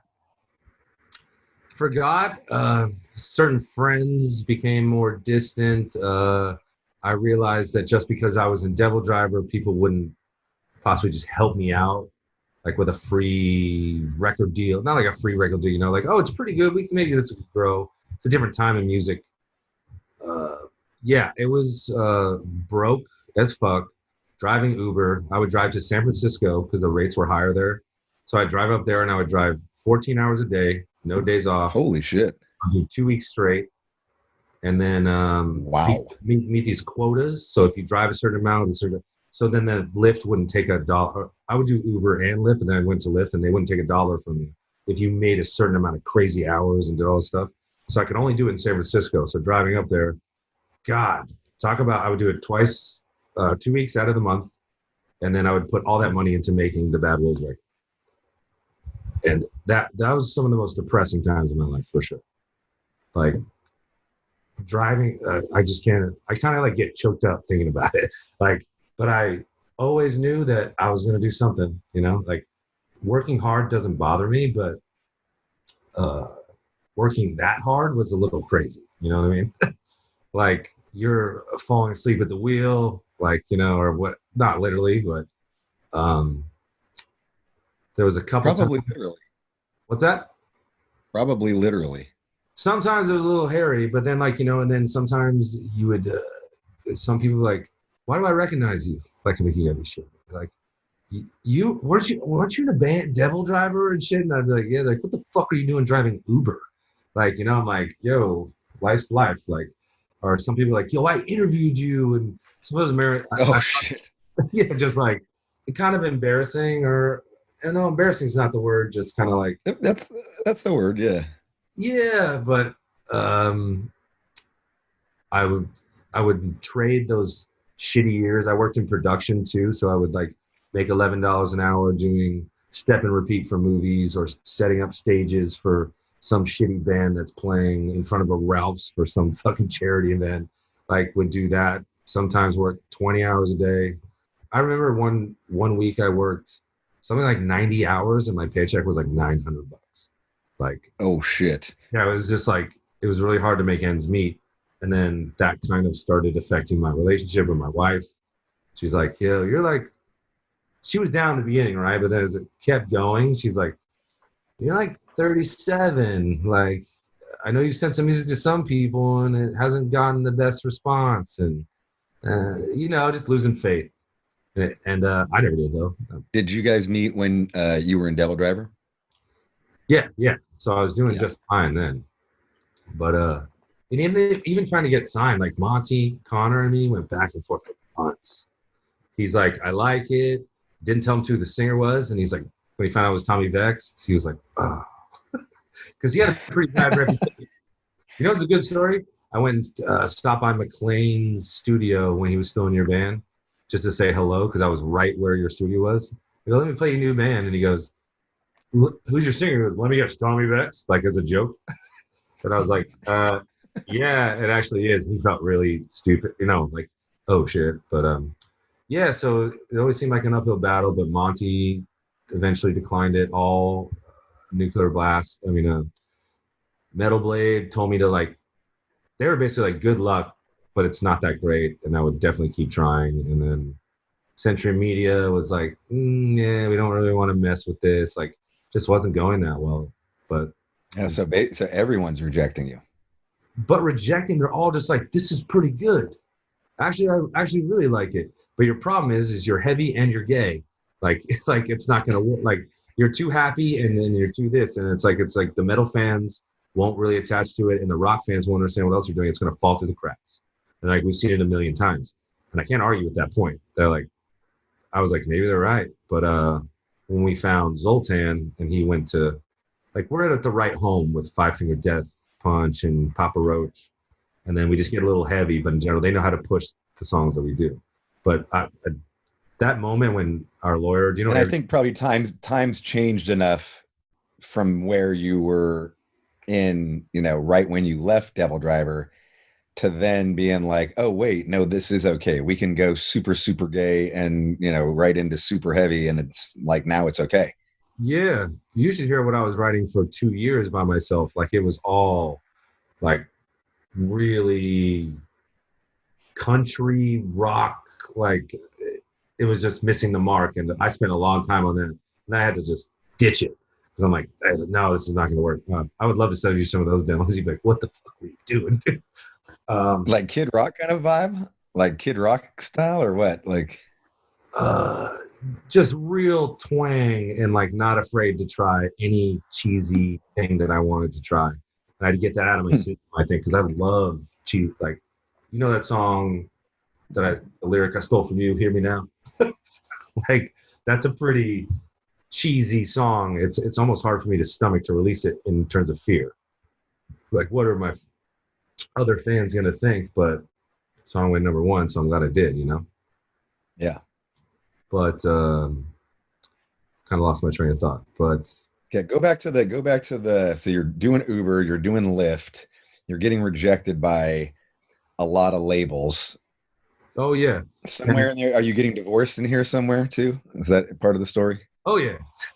She's just like, that's it. Like, no, it wasn't like is she still living in LA while you're Ubering up in the Bay? We're still together at that point, but like she didn't leave me because she thought I was like a loser, but it was probably a little part of it. Like, not like a loser, but she was like, I probably don't really think what you're gonna do is gonna work. And she was going on a different path. She went from being like having fun with drugs and alcohol and partying, then she's completely straight edge and does meditation and yoga and is finding a higher being, which is not my body. Right. Nothing wrong with that. Right. So we were just like this, and then then me just depleting our savings, putting it into Bad Wolves. She couldn't really keep on board with it, which I don't blame her. But we're still friends. It's good. Right on. Yeah. So that ended, and then sometimes people take different paths in their lives. Like you can't change that. Like it's like we were very honest about it. Like we had no fights. Well, I remember at first I was like, "Have you ever thought about divorce?" She's like, "You too?" Like. You're like, oh, wait, hold on. I don't know if I was going there. Oh, okay. So on both my brains, and that was a very healthy conversation. I was like, okay, let's take some steps to see if we want to do this. And it worked. Like we slowly made sure that we were making the right decision, and we're still friends and no problems there. That's also, right. Legally, like she could have taken half of Bad Wolves. And like, she's like, I don't want any of your shit. Like a total classy move. She's like signed off all her rights to that would be. And I signed off on all of her 401k stuff. I don't want to touch your money. It was very good. That doesn't always happen, right? No. Like sometimes you get them. Yeah, sometimes those wives are assholes like that. Yeah, so I got pretty low that maybe this won't happen. And then do you know who Eric German is? He's my lawyer. You ever heard that name? Great guy. Mm-hmm. He calls me. I'm driving home from my late night Uber shift, and he goes, "Dude, I just talked to Zoltan Bathory. He wants to manage you, and he's going to push it through to 11-7 Records." And that feeling that night. Was this just out of the blue? They had a meeting on a boat, and it happened. He owns a yacht. I don't know if you know of Zoltan. He lives in a yacht, and he has a couple. I know Zoltan, but Yeah, he lives in a yacht, Marina Del Rey. It's sick. And so Eric is his lawyer too. So he went over there and he started playing some of the music. Then he learned that Tommy was involved. He knows Tommy, and then he's like, I think I want to manage. Yeah, I want to manage this, and let's get these guys a deal. And like 3 years of fucking eating shit and driving home. What a perfect time to get the call too. Driving home after my last ride, it's like 2 a.m. Eric would never call me at that hour, but he did. He's like, dude, I think we figured it out. I think it's gonna work. And like, I fucking just walked when I parked my car, I didn't go home. I just walked and I cried. I was like, man, everything fucking paid off. Like, and it could have been a lot of talk at that point, but I chose to believe it. But and it all did work. But that feeling of work hard and don't ever give up on yourself, it worked. Like, it's the most gratifying fucking feeling ever. Yeah, that's amazing. That's Yeah. amazing. I mean, what a crazy story. No, Yeah. I mean, you must have just been like in a depression for, a couple of years too, like struggling and, the rejection. Depression hits here and there, no matter what I'm doing, but like the tensity in my heart on a daily basis is just like, oh God, like, what am I going to be, a fucking cab driver for the rest of my life? Even if I had to do that, I'd be all right. I'm mentally strong enough with being blue collar. I start off working at McDonald's, Dairy Queen, Taco Bell. Like, what? I know shitty jobs and I can go home at night and not feel it. You know what I mean? But yeah, it's just, I can't describe the feeling of 3 years of hard work, risking it all, betting on yourself at that age, which most people don't have the balls to do. And it worked. How old are you then? I'll be 36 or 37.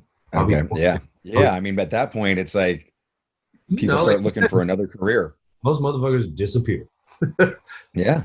Like you said. I mean, dude, I can remember, it was funny when you were telling me the story about the kids, like, or the people jumping into the Uber with you and going, oh my God, I interviewed you. Like, what are you doing? Like, doing this. I remember this is between Supercharger and Ashes. I got asked to sing for Drowning Pool. Somebody had reached out to me to sing for Drowning Pool. Have you told this before? What's that? Have you told this before? I've never heard this. I don't know if I've told this story before. I don't know if I have. I don't think that I have. I could have, but the band was basically broke. The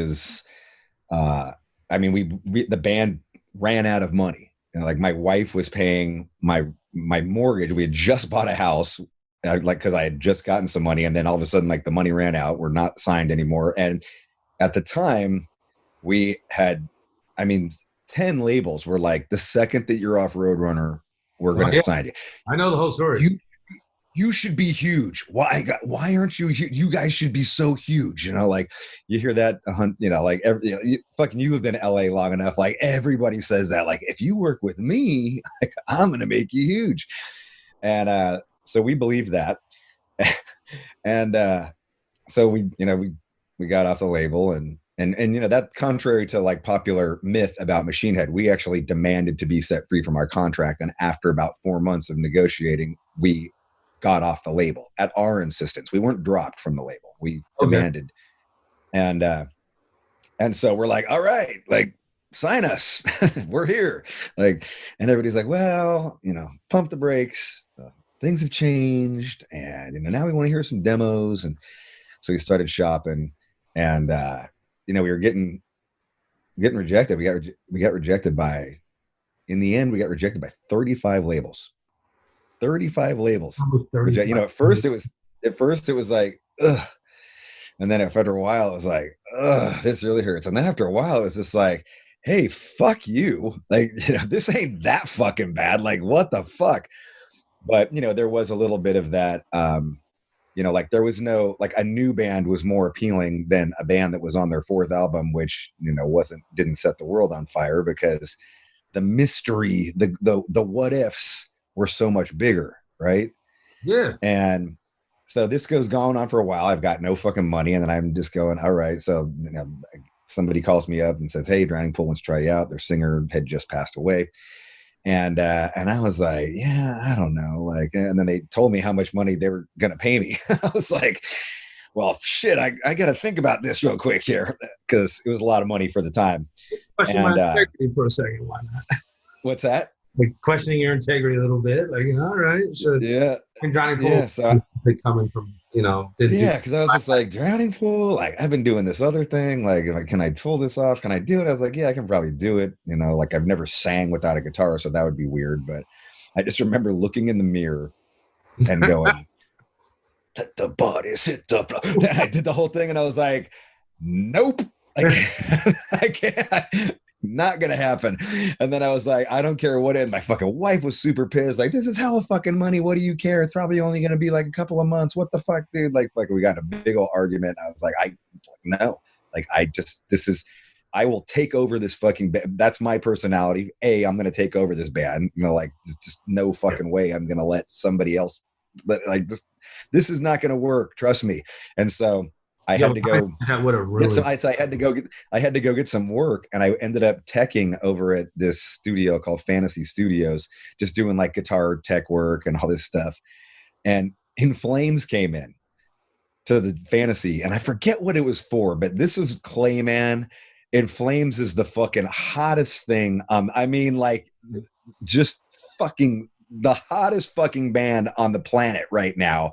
Earth Crisis is open. It's Earth Crisis, Amon Amarth, and In Flames. And I'm just like, they're like, aren't you Robb Flynn? And I was just like, yeah, I'm tinkering around, fixing somebody's guitar. Like, yeah, hey, how's it going? You know, I'm just like, you know, in some ways, I think part of that embarrassing part of that, I can do this. Like, I'm fucking, I can do better than these. You know, I went to the show that night, and, you know, all due respect to In Flames, but I was like, I can do this. You know, like, I can fucking do this. Like, you know, so it's like, you're right. Like what you just said, you do have to you got to just keep pushing on, man.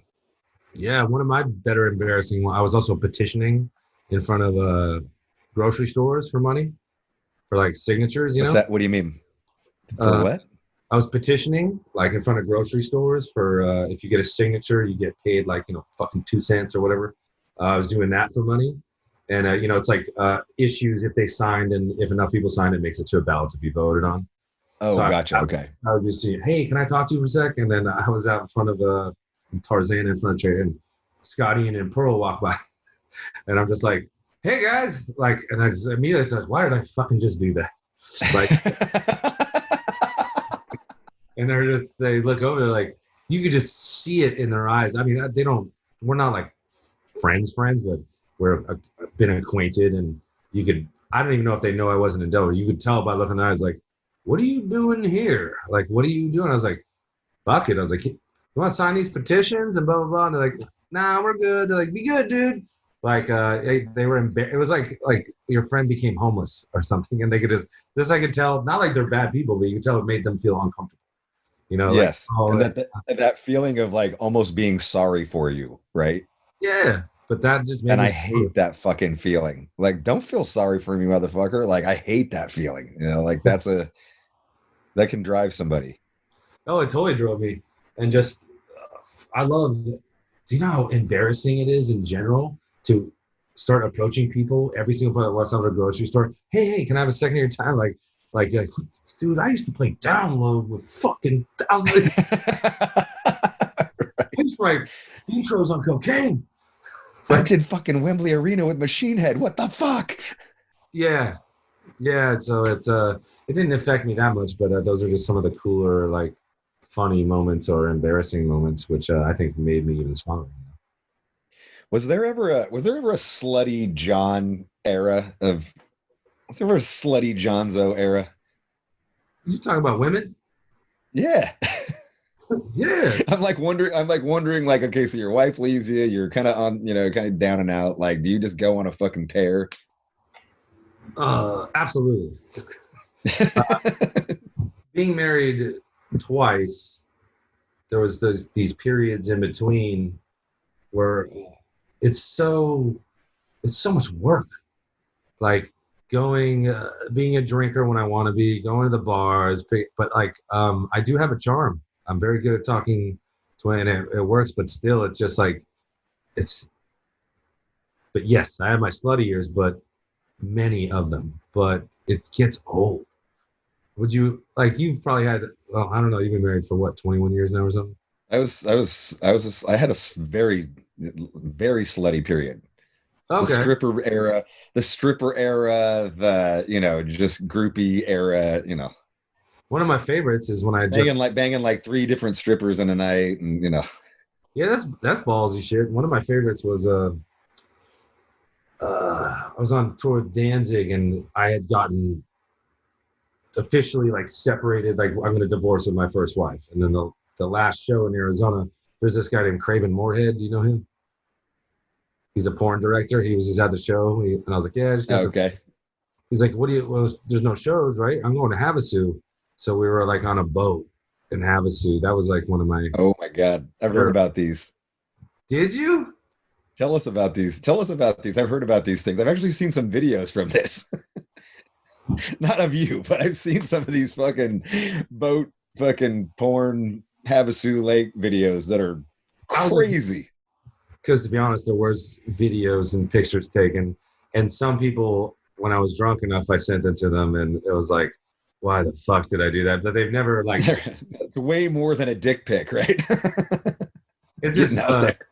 You know, so there's porn of you out there on this like Havasu porn out there. How did you fucking get into this? I mean, I'm definitely on my second drink of the day. Maybe that's why. Tell me about this boat, though. I've seen some of these, but they look fucking wild. They're crazy. The boat wasn't wild. It was just this dude. The dude, and when you get there, and it's all these porn stars, and the vibe is so not my style.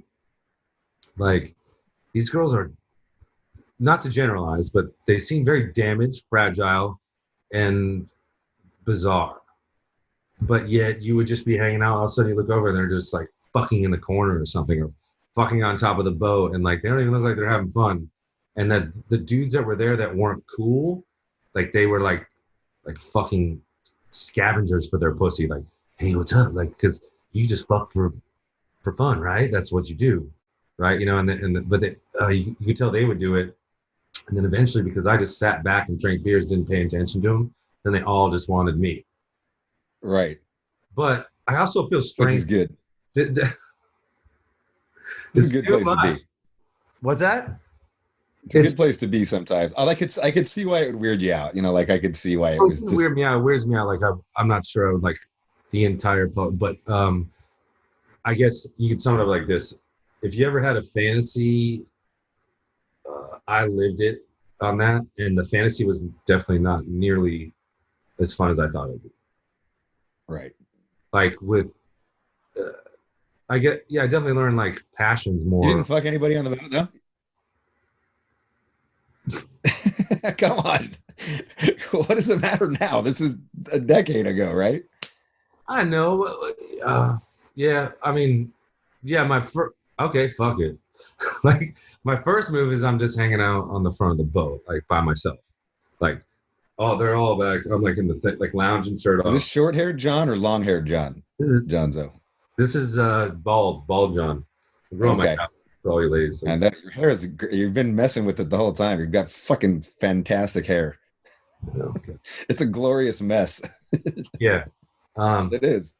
Yeah, so then like six chicks just surround me, started sucking my dick. So I was like, wow. I was like, whoa, that was a lot to handle. And then the porn guys like brought out the camera and did all that. No, you're like, hey. No, I was like, you know what? I don't know if I signed up for this. I didn't care. I was like, you know what I'm going to do is I'm going to perform. Right. So I got into it, and they were like, dude, we should talk to you about like being a... Oh, shut up. Like, because I wasn't scared or whatever. And then, yeah, the rest of the week was kind of just a lot of that. Meaning you got hard on camera. Yeah, but like got into it too, or, you know. Right, yeah. I'll catch a lot of shit for this. I can't believe we're talking about. But in the end, this never came out? No, there was no intention of it coming out. It was just like my buddy filmed it for me just kind of filming all kinds of crazy stuff. But I remember I sent a lot of it to, which I thought maybe got back to you. I sent a lot of it to the Lamb of God guys. Oh yeah. No, I haven't seen you. I've just seen other videos of like this type of stuff happening on this. Oh yeah. Yeah, but the moral of the story is, like I said, is after that weekend, I was like, that was fun, but like there's zero connection with women. Like, not, I'm sure there's people who do that stuff that are someone I could connect with, but no, it was like, as soon as things are done, you're just like, dude, I don't want to talk to you. Like, yeah. They seem to very, I hear you. Yeah, I hear you. I mean, I couldn't get down with that scene I mean, I've been around that whole scene, many times, and I understand what you're saying. It's a weird thing. It's fun things that you can like brag to your friends about, but yeah, because they're like, no way, but like if they really knew the reality of it, it was just kind of just stupid, Yeah. Then by the end of it, I couldn't wait to get away from everyone, like yeah. It's like a 3-day boat trip, lasts a little bit long, but I can't believe you got me to fucking talk about. Well, yeah, though, I can like in a lot of ways I can completely relate to what you're saying, because like even for me, like when I watch porn, I'm on the road, I'm married, I'm fucking jerking off, all the time because I'm married and I'm trying to stay monogamous. And so that's what, keeps me monogamous. But, even sometimes even just watching, like for me, there's got to be some kind of, as like corny as it sounds, like my porn has to be like, there has to be a connection. Like it can't be like this crazy, like weirdo fake shit, or even like some super like I'm not into the abusive porn. Like there's a lot of that out there now, like brazzers and shit like that, where I'm like, whoa, too much, man. Yeah, like there are some dudes in porn that like really give it their all, like that like go for the passion. I know what you're talking about, like where that's kind of a turn on to me rather than some guys like, oh yeah. Does that make sense? You know what I'm saying? Yeah. Or like like they're like the man and the woman have a thing, or they pretend that there's a thing and I believe it. Look for the 5 minutes that I need to believe it and jack off. Who's your favorite porn star? I don't really have a favorite porn star. Like, at this point, like, I don't even know if I'm watching porn stars. Like, I'm just watching YouPorn and whatever's on there. I mean, I'm assuming they're porn stars because, like when you see like someone in a porn, like they look good and they're all shaved, and then you go see like an amateur porn and like they've got fucking zits on their ass and like hair in all kinds of places, and you're like, whoa, yeah, that is what it really looks like, huh? Yeah, kind of like every normal person. Like if I made a porn, it would be the most disgusting thing because I don't do like, I do a little manscaping, but like fucking half these dudes all got like the fucking Brazilian and the like all that shit. So yeah, watching yourself is not cool. It's so you're just like, oh my god, I should probably just kill myself. This is terrible. But so you filmed yourself having sex before? No, or like your girl did or something? I've never been. I was just talking about that boat thing. Like, but right. You saw so you got the footage though eventually. Yeah, of course. I said. Right. Oh, you got to get that over. No way. You know what? To be honest, it's on like 4 phones ago somewhere, and it's not on my iCloud, so I don't think that needs to be dug up. It's a good thing it's not on your iCloud. That's a good thing. Come on, I'll go through my storage. I'll fucking try and get it to you, but I don't think you just want to watch me do it. just for the shock entertainment value. Yeah. When does Bad Wolves come into play? What year does that start kind of forming and start happening? Not the name, but I started doing that before I left Devildriver, and that was what I was telling you. I thought I wanted to do something completely different, and it's funny if you would hear some of those demos. But yeah, it started just before I left Devildriver. I had my plan B before I was leaving plan A. Oh, wow. Yeah, and then that took 3.5 years, I think, to get musically right. Fucking long time, man. So many singers I tried out, so many terrible singers. Even when Tommy tried out, I didn't think. The first conversation I had was like, heard you're like starting a band. And I was like, yeah, I heard you're almost impossible to work with. Right. Like, yeah, all right. But he's like, at least give me is this after all the Divine Heresy? Is this post Divine Heresy this period? I mean, Divine Heresy was like 2008, I think. Oh, was it? Oh, I don't. Yeah. Yeah, he was way long gone. And he'd already been in Snot and out of Snot too. I don't know if you knew when he was in Snot. Okay. Yeah, so he's just looking for, and then we tried him out. I gave him the most difficult song, which was not the best choice. I thought, give him the hardest song. If he can do that, he's got it. And it just didn't quite click. And then I was managing his band, the Westfield Massacre, and I wrote. Oh shit! Okay. So I wrote this song. Yeah, the guitar player tried out for Machine Head. Oh yeah, I bugged you about. I can't remember what his name is right now. I'm brain farting. Chris. What is it? Oh, we have to cut this out. He'd be so pissed if I can't remember his name. It's Chris. Yeah, but I remember I texted you. I was like super drunk. I'm like, what's the deal, man? I'm with him right now. He really wants to gig. And you just didn't respond. I'm like, I read the next day. It's a fucking bass gig or something. Like, I was like, this guitar player's killer. Like, I was so drunk. Sorry. So do you know, I don't know how familiar you are with that was, but the first song released without a label was called Learn to Live. It's like heavy. Mm-hmm. So I just had that song laying around. And so I sent it to Tommy. I said, hey, I'm not going to use this. So if you want to use it for Westfield, I'll just split the publishing if you write the lyrics. Cool. And then I went to Vegas and I went to the Wynn Hotel and I took a shitload of ecstasy. And it went like really south for me. Like I was thinking about eating the plants in the lobby and stuff. I was like, whoa. I gotta get out of here. Were you like petting the plants? Like, oh my God, this feels so fucking good. No, I couldn't tell them I wanted to rip them apart, put them in my mouth and eat it, like put them in my mouth and eat them so they could get away from me. Like, you know, I was not good. So I go to my hotel room and then I was like, look to my email. So he sent me that track with vocals. And I was like, can I handle this right now? I sent it. And then I just knew, like, whatever his reputation is, this is the guy. I listened to it like 6 times. And then I sent it to a bunch of my friends. I was like, I'm not going to tell you who the singer is, but do you think this is the guy? And it was unanimous. Everyone's like, yeah, that's the guy, dude. That's the guy you need. Because, you know, his reputation with the physical thing with Dino and you know, he just didn't have the best rep. So, but a great rep as a singer, you know, like certainly, I mean, no one ever said that he didn't have a great voice. Yeah, you know, just difficult to work with. Like, it's the first thing I said to him. Yeah. But I just had to be like, yo, the universe is telling me, I think right now that whatever my doubts may be or concerns, ignore that because this is the voice. He's got that like deep, rich, cheesy Nickelback voice, but also it's very smooth, you know? And I kept thinking the whole time I was looking for a falsetto singer, like Periphery and all that stuff. And I'm just really, I'm glad we didn't go that route because that stuff doesn't really work with like radio stuff, you know? You know what I mean? What is the next step after that? So you, somewhere in here, you guys get signed. Yeah. And then this is just like, it's crazy. Just like Dolores, that Cranberries lady, we already had that cover.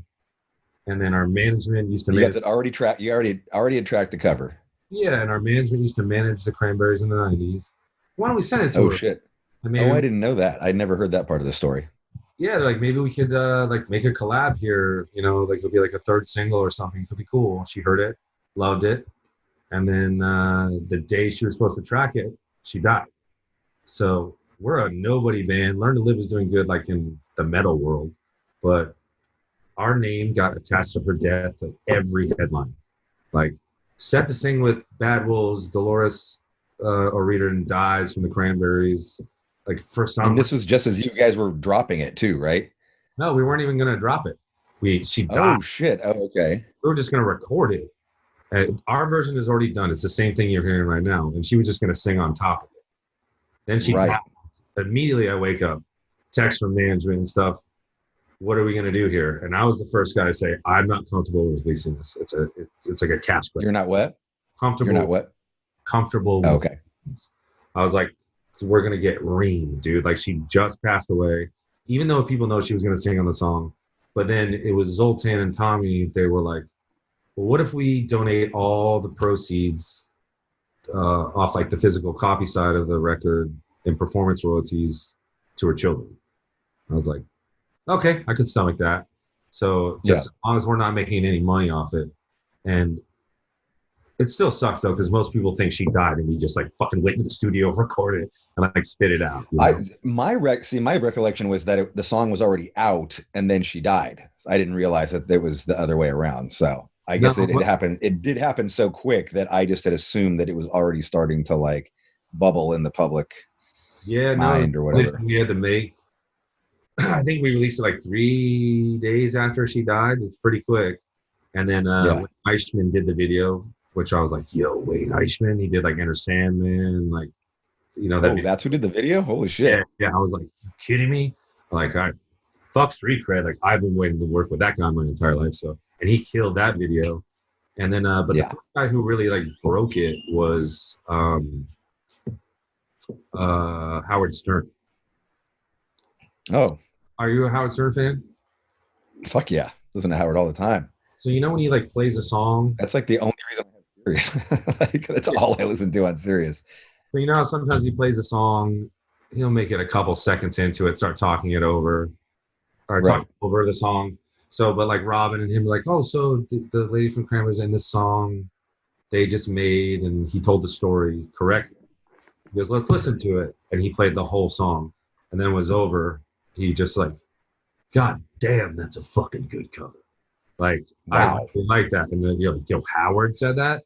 And that's fucking amazing. It was amazing. And he still plays it today, like every now and then. But that's what really spread it from there. And then radio just went wild with it.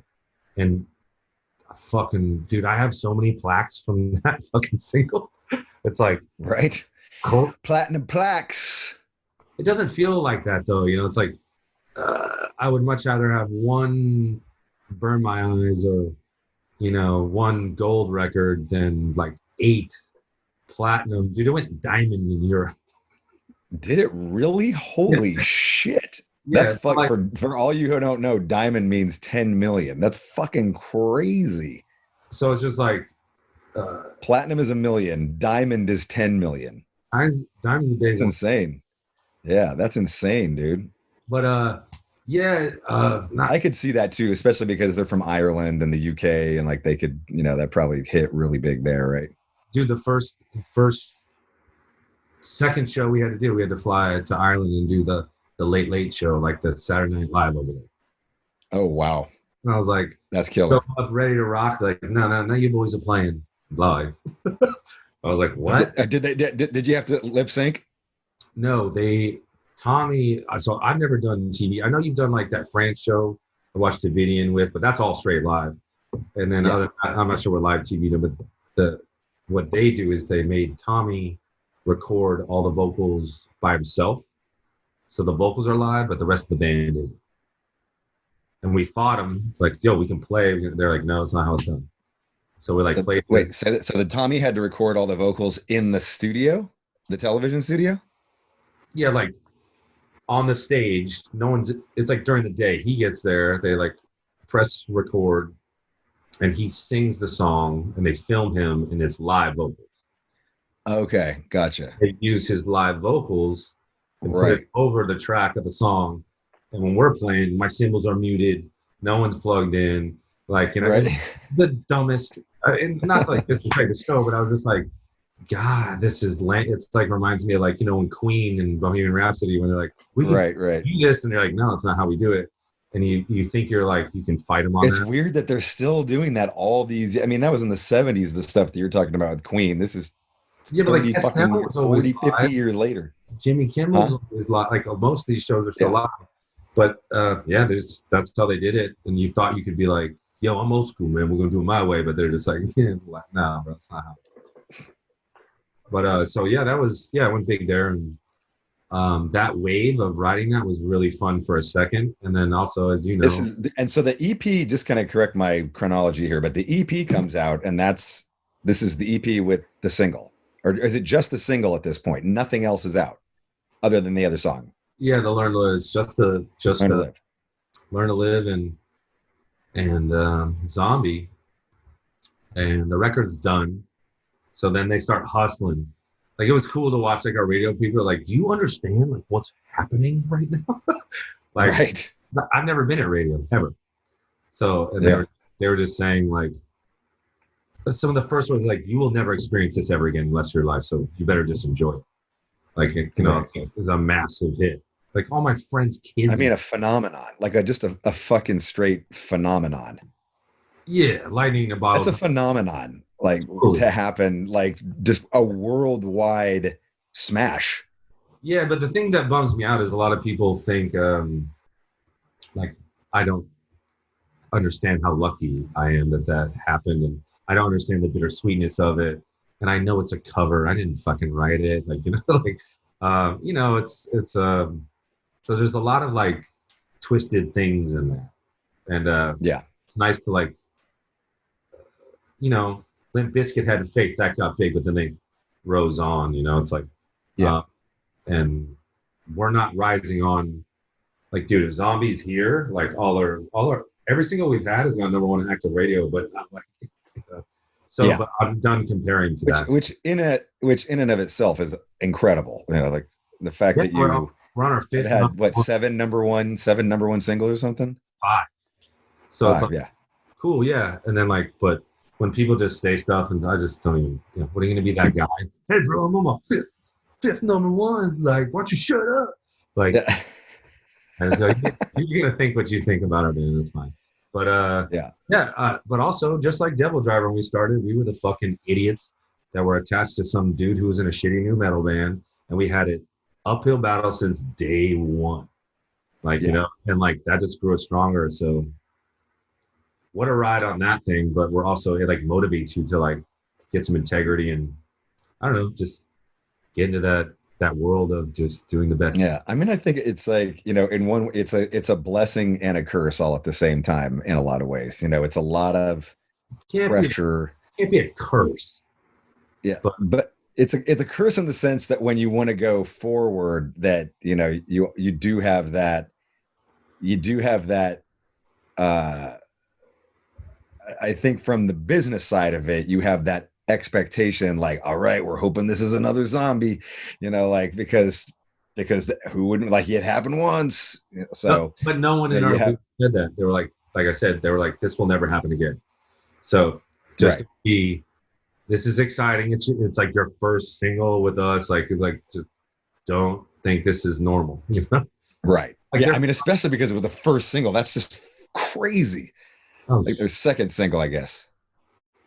The second single. Fuck! I just realized I'm looking at my Mac. It said low battery.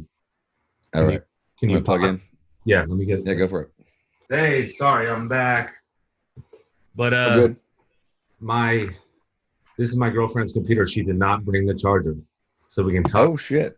We can talk till it dies. How long do we do? An hour? Yeah, we're at an hour and 40 right now. So. Oh really? Time flies when you're. What do you got? Like 5%? It just says low battery. Oh yeah, so you're probably at like 10 or 5%. Yeah, got a few minutes. Yeah. Well, I mean, we're here at Bad Wolf, so we've kind of gone through most of the chronology of your life, which is pretty amazing, man. And I remember when that single dropped and came #1. I think I tweeted out, or I had somebody tweet out something just saying, you know, congratulations to you guys for that. You know, especially because these are motherfuckers that have been like, this might be their first single, but these dudes been in the game for days, for fucking decades, you know, in some cases. So I remember that me too. Really did. I always thought that I was really proud of you guys for accomplishing that, because it is massive. It's massive. Yeah. You know, and whether you're a metal fan, you know, whatever type of music you like, you know, these are dudes who have toured with Cannibal Corpse and Terror and fucking, you know, Immure and, you know, crazy number of bands, Machine Head, Bring the Horizon, you know, Darkest Hour, and to have a rock song transcend like that is such, especially in this day and age, to have a rock song transcend that big everywhere. It was fucking big everywhere.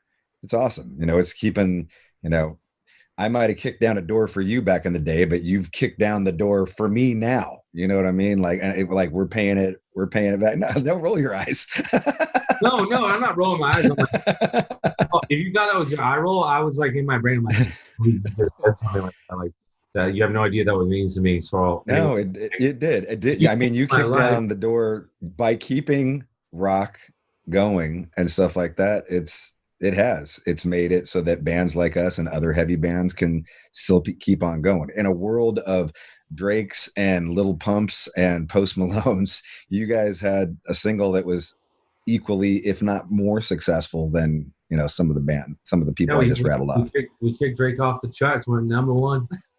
What's that? we kicked Drake off. Like he was number 2 for a while. Like, man, we Nice. on. Nice. Yeah, but just getting that respect, not to like give you a hand job all the time, but you know how much I feel about your band and what you've done, and you were just a huge inspiration, you know. So being invited on the show is number one, and you actually thinking about my career and what I've done and analyzing it in any way is like fucking. It's like Martin Scorsese just giving you like that's how I feel about you too. Now, not to be too gay, Yeah. but I mean, and it's weird, you know, because I don't look at it like I don't, you know, like you're just this dude that I broke down with. Yeah, like, you know, we text like you're a dude who I broke down with on the road and still consider a friend because you're just fucking rad dude. You know, nothing else other than that. And, you know, to see a friend of yours have success, like it fucking makes me proud, man. It makes me happy. Yeah, thanks. And it's not very often like, you know, there's mad salty dudes out there, you know, like how did Tommy Vex, Doc Coyle, and John Boecklin, like, Right. you know, just like the least, like all chips on the table, any motherfucker would pull them completely off. Like, yo, this shit's not gonna work, you know. And that's just for anyone listening. Just like it's amazing what can happen sometimes. You know, just it is. I mean, dude, Doc Coyle. I'm trying to think of like there's a handful of bands that I've you know, like Devildriver, certainly, Suicide Silence. God forbid, we took God forbid around the world with us, you know, multiple times, you know. So Doc, like, you know, you're around these people and you can see like, you know, people with drive and a genuine passion and love for music, and that means everything. That's why people stick around. You know, that's why you guys are able to come together years later and do something else. That is, you know, Tommy Vex. I mean, Tommy Vex was like 14 years old, dude, coming to More Things Change shows, jumping up on stage at CBGB's. Like, I had to kick him, like, get off of here. Like, trying to sit, like, grab the mic and be like doing the backup vocal. I'm like, motherfucker, like, all right, get back in the crowd. You know, but he was in the From This Day video, you know, hanging out. Like, he was there in the mix. And I was like, you know, this fucking kid is mega fan. And like, yeah, I mean, legit. But like legitimately into music. You could tell how powerful music. I'm not just gonna say Machine Head, but how powerful music was a part of this dude and how much he fucking loved it. And, you know, same with you, same with Doc, same with, you know, I don't know the rest of the guys as well as I know you three, but like it didn't surprise me. You know, it didn't surprise me. You guys kept on sticking in the game, and that's a lot of what it takes, man. You know, that determination to just, you know, keep all those rejections, going through all of those rejections, taking all of that negativity, taking all of that, well, it's good and it's good, but, you know, ... Yeah. Sean Glass told Monty not to sign us. What's his name? Dyer's Murder said, this is the worst band I've ever heard. Who said that? The guy from Dyer's Murder. What's his fucking name? No, this is the worst band I've ever heard. I don't know. He said, this is the worst band I've ever heard. Monty, if you sign this, is a huge mistake. Like, you know, gotta love it. Gotta love it. And you know what? At the time, who knows if Monty or who knows if Roadrunner or Nuclear Blast or whoever could have done, you know, sometimes it just takes a certain team that for whatever reason is there at that time, and that, you know, you guys being on 11-7 makes sense to me, like more sense than being on Roadrunner. I just emailed Monty yesterday about this new band I want to show him, of a friend of mine's. I was like, yeah, and then I just kidding. I said, you know, just don't drop the ball on this one like you did Bad Wolves. And just kidding.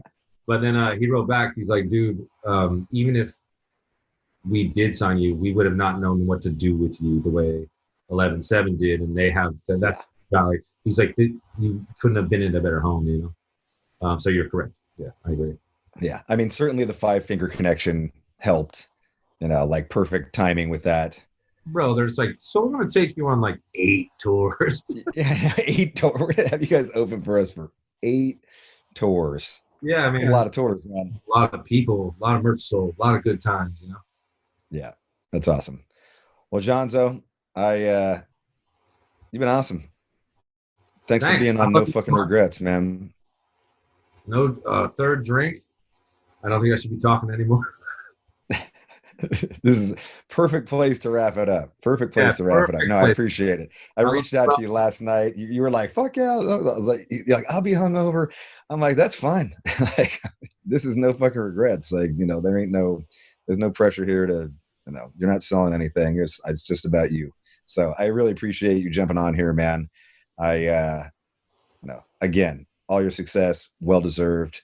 Congrats on some nice vacation time after 7 days of work, and go hang out with your girl and enjoy the rest of the day, man. Yeah, I will. Thank you so much. You mean a lot to me. Let's not get too sentimental, but you're the man. And I can't wait to hear what the fuck you're going to come up with next. Yeah. Take it easy, brother. All right. You too. Bye. Ladies and gentlemen, that was John Boecklin, a.k.a. Johnzo, here on No Fucking Regrets. No fucking regrets! With Robb Flynn.